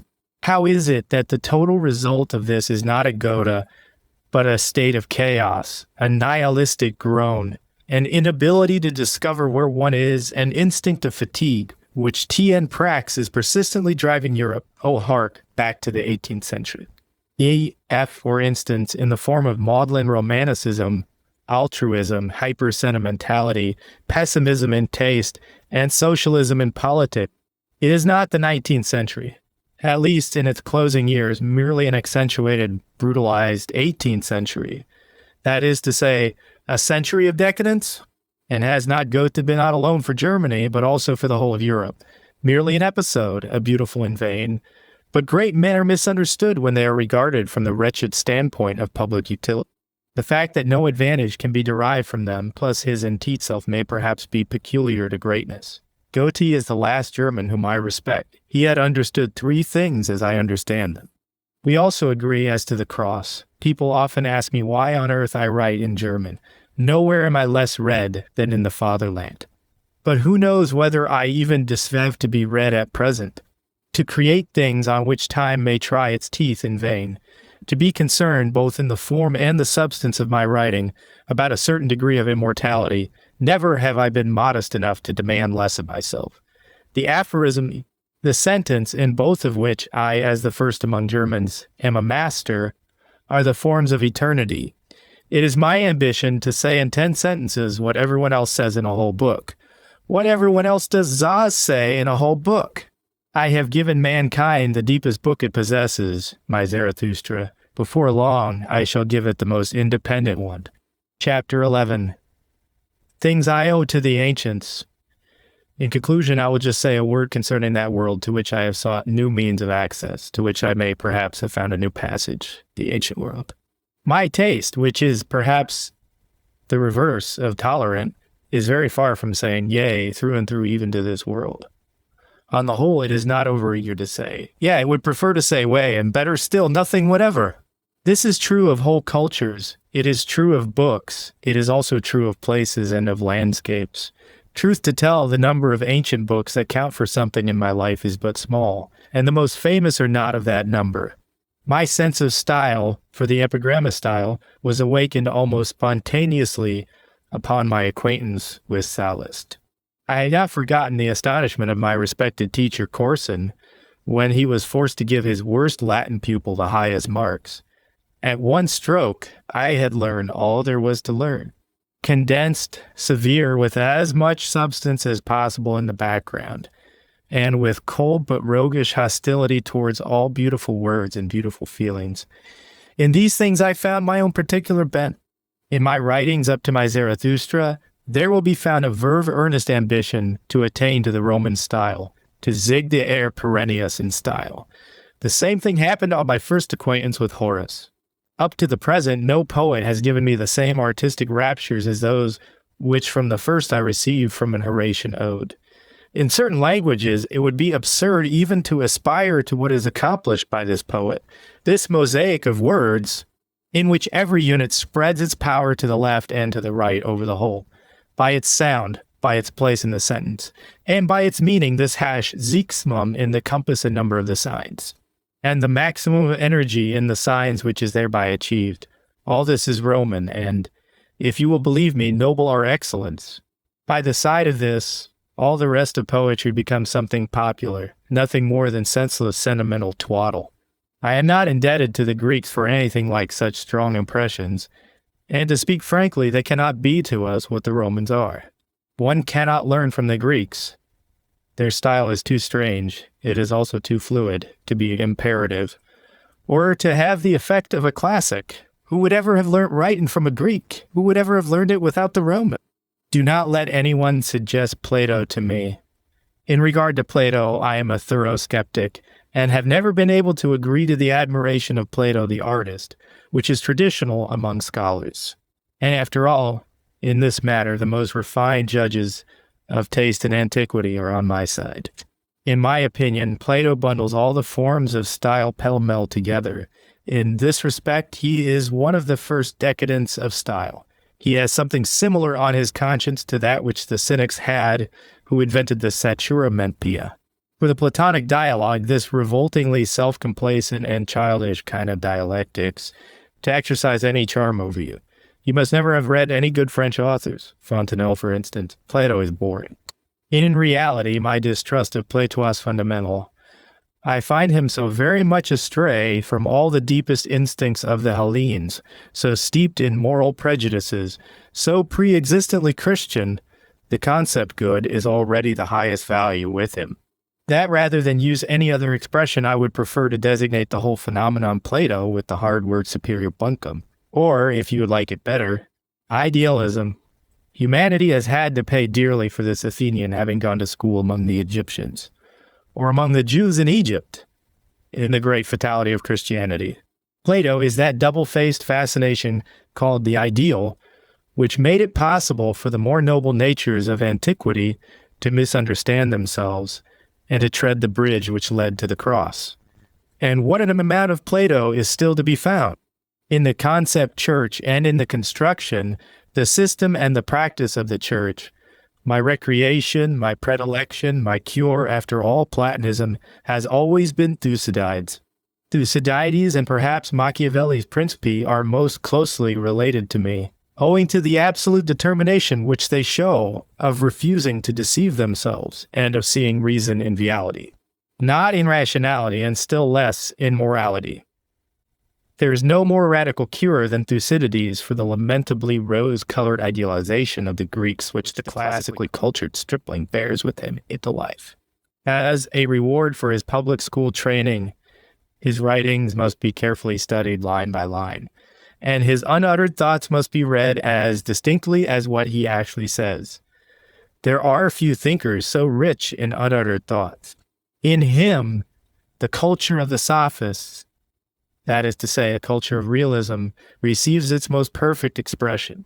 This inestimable movement in the midst of the moral and idealistic knavery of the Socratic schools, which was then breaking out in all directions. Greek philosophy is the decadence of the Greek instinct. Thucydides is the great summing up, the final manifestation of that strong, severe positivism which lay in the instincts of the ancient Hellene. After all, it is courage in the face of reality that distinguishes such natures as Thucydides from Plato. Plato is a coward in the face of reality. Consequently, he takes refuge in the ideal. Thucydides is master of himself. Consequently, he is able to master life, to rout up cases of beautiful souls, golden means, and other perfections among the Greeks, to admire, say, their calm grandeur, their ideal attitude of mind, their exalted simplicity. From this exalted simplicity, which after all is a piece of Mazer's Allemande, was preserved by the psychologist within me, I saw their strongest instinct, the will to power. I saw them quivering with the fierce violence of this instinct. I saw all their institutions grow out of measures of security calculated to preserve each member of their society from the inner explosive material that lay in his neighbor's breast. This enormous internal tension thus discharged itself in terrible and reckless hostility outside the state. The various states mutually tore each other to bits in order that each individual state could remain at peace with itself. It was then necessary to be strong, for danger lay close at hand. It lurked in ambush everywhere. The superb suppleness of their bodies, the daring realism and immorality which is peculiar to the Hellenes, was a necessity, not an inherent quality. It was a result. It had not been there from the beginning. Even their festivals and their arts were but means in producing a feeling of superiority, and of showing it. They are measures of self-glorification, and in certain circumstances, of making oneself terrible. Fancy judging the Greeks in the German style from their philosophers. Fancy using the suburban respectability of the Socratic schools as a key to what is fundamentally Hellenic. The philosophers are, of course, the decadents of Hellas, the counter-movement directed against the old and noble taste, against the agonal instinct, against the poles, against the value of the race, against the authority of tradition. Socratic virtues were preached to the Greeks because the Greeks had lost virtue. Irritable, cowardly, unsteady, and all turned to play actors, they had more than sufficient reason to submit to having morality preached to them. Not that it helped them in any way, but great words and attitudes are so becoming to decadence. I was the first who, in order to understand the ancient, still rich, and even superabundant Hellenic instinct, took that marvelous phenomenon, which bears the name of Dionysus, seriously. It can be explained only as a manifestation of excessive energy. Whoever had studied the Greeks, as that most profound of modern connoisseurs of their culture, Jacob Burckhardt of Bale, had done, knew at once that something had been achieved by means of this interpretation. And in his Culture der Griechen, Burckhardt inserted a special chapter on the phenomenon in question. If you would like a glimpse of the other side, you have only to refer to the almost laughable poverty of instinct among German philologists when they approach the Dionysian question, who, with the venerable assurance of a worm dried up between books, crawled into this world of mysterious states, succeeded in convincing himself that he was scientific, whereas he was simply revoltingly superficial and childish. Lobeck, with all the pomp of profound erudition, gave us to understand that, as a matter of fact, there was nothing at all in all these curiosities truth to tell. The priest may well have communicated not a few things of value to the participators in such orgies. For instance, the fact that wine provokes desire, that man in certain circumstances lives on fruits, that plants bloom in the spring and fade in the autumn, As regards the astounding wealth of rites, symbols, and myths which take their origin in the orgy, and with which the world of antiquity is literally smothered, Lobeck finds that it prompts him to a feat of even greater ingenuity than the foregoing phenomenon did. The Greeks, he says, Aglaophamus, IP 672, when they had nothing better to do, laughed, sprang, and romped about, or inasmuch as men also like a change at times, they would sit down, weep, and bewail their lot. Others then came up who tried to discover some reason for this strange behavior, and thus, as an explanation of these habits, there arose an incalculable number of festivals, legends, and myths. On the other hand, it was believed that the farcical performances, which then perchance began to take place on festival days, necessarily formed part of the celebrations, and they were retained as an indispensable part of the ritual. This is contemptible nonsense, and no one will take a man like Lobeck seriously for a moment. We are very differently affected when we examine the notion Hellenic, as Winckelmann and Goethe conceived it, and find it incompatible with that element out of which Dionysian art springs. I speak of orgiasm. In reality, I do not doubt that Goethe would have completely excluded any such thing from the potentialities of the Greek soul. Consequently, Goethe did not understand the Greeks. For it is only in the Dionysian mysteries, in the psychology of the Dionysian state, that the fundamental sect of the Hellenic instinct, its will to life, is expressed. What did the Hellene secure himself with these mysteries? Eternal life. The eternal recurrence of life, the future promised and hallowed in the past, the triumphant yea to life despite death and change. Real life conceived as the collective prolongation of life through procreation, through the mysteries of sexuality. To the Greeks, the symbol of sex was the most venerated of symbols, the really deep significance of all the piety of antiquity. All the details of the act of procreation, pregnancy, and birth gave rise to the loftiest and most solemn feelings. In the doctrine of mysteries, Azam was pronounced holy. The pains of childbirth sanctify pain in general. All becoming and all growth, everything that guarantees the future, involves pain. In order that there may be eternal joy in creating, in order that the will to life may say, yeah, to itself in all eternity, the pains of childbirth must also be eternal. All this is what the word Dionysus signifies. I know of no higher symbolism than this Greek symbolism, this symbolism of the Dionysian phenomenon. In it, the profoundest instinct of life, the instinct that guarantees the future of life and life eternal, is understood religiously. The road to life itself, procreation, is pronounced olai. It was only Christianity which, with its fundamental resentment against life, made something impure out of sexuality. It flung seventh K at the very basis, the very first condition of our life. The psychology of orgiasm, conceived as the feeling of a superabundance of vitality and strength, within the scope of which even pain acts, asa sidsmolus, gave me the key to the concept vagsy feeling, which has been misunderstood not only by Aristotle, but also even more by our pessimists. Tragedy is so far from proving anything in regard to the pessimism of the Greeks, as Schopenhauer maintains, that it ought rather to be considered as the categorical repudiation and condemnation thereof. The saying of yea to life, including even its most strange and most terrible problems, the will to life rejoicing over its own inexhaustibleness in the sacrifice of its highest types. This is what I call Dionysian. This is what I divined as the bridge leading to the psychology of the Zrod Sea poet, not in order to escape from terror and pity, not to purify oneself of a dangerous passion by discharging it with vehemence. This is how Aristotle understood it, but to be far beyond terror and pity, and to be the eternal lust of becoming itself, that lust, which also involves the astava, destruction. And with this, I once more come into touch with the spot from which I once set out. The birth of tragedy was my first transvaluation of all values. With this, I again take my stand upon the soil from out of which my will and my capacity spring. I, the last disciple of the philosopher Dionysus. I, the prophet of eternal recurrence. Chapter 12.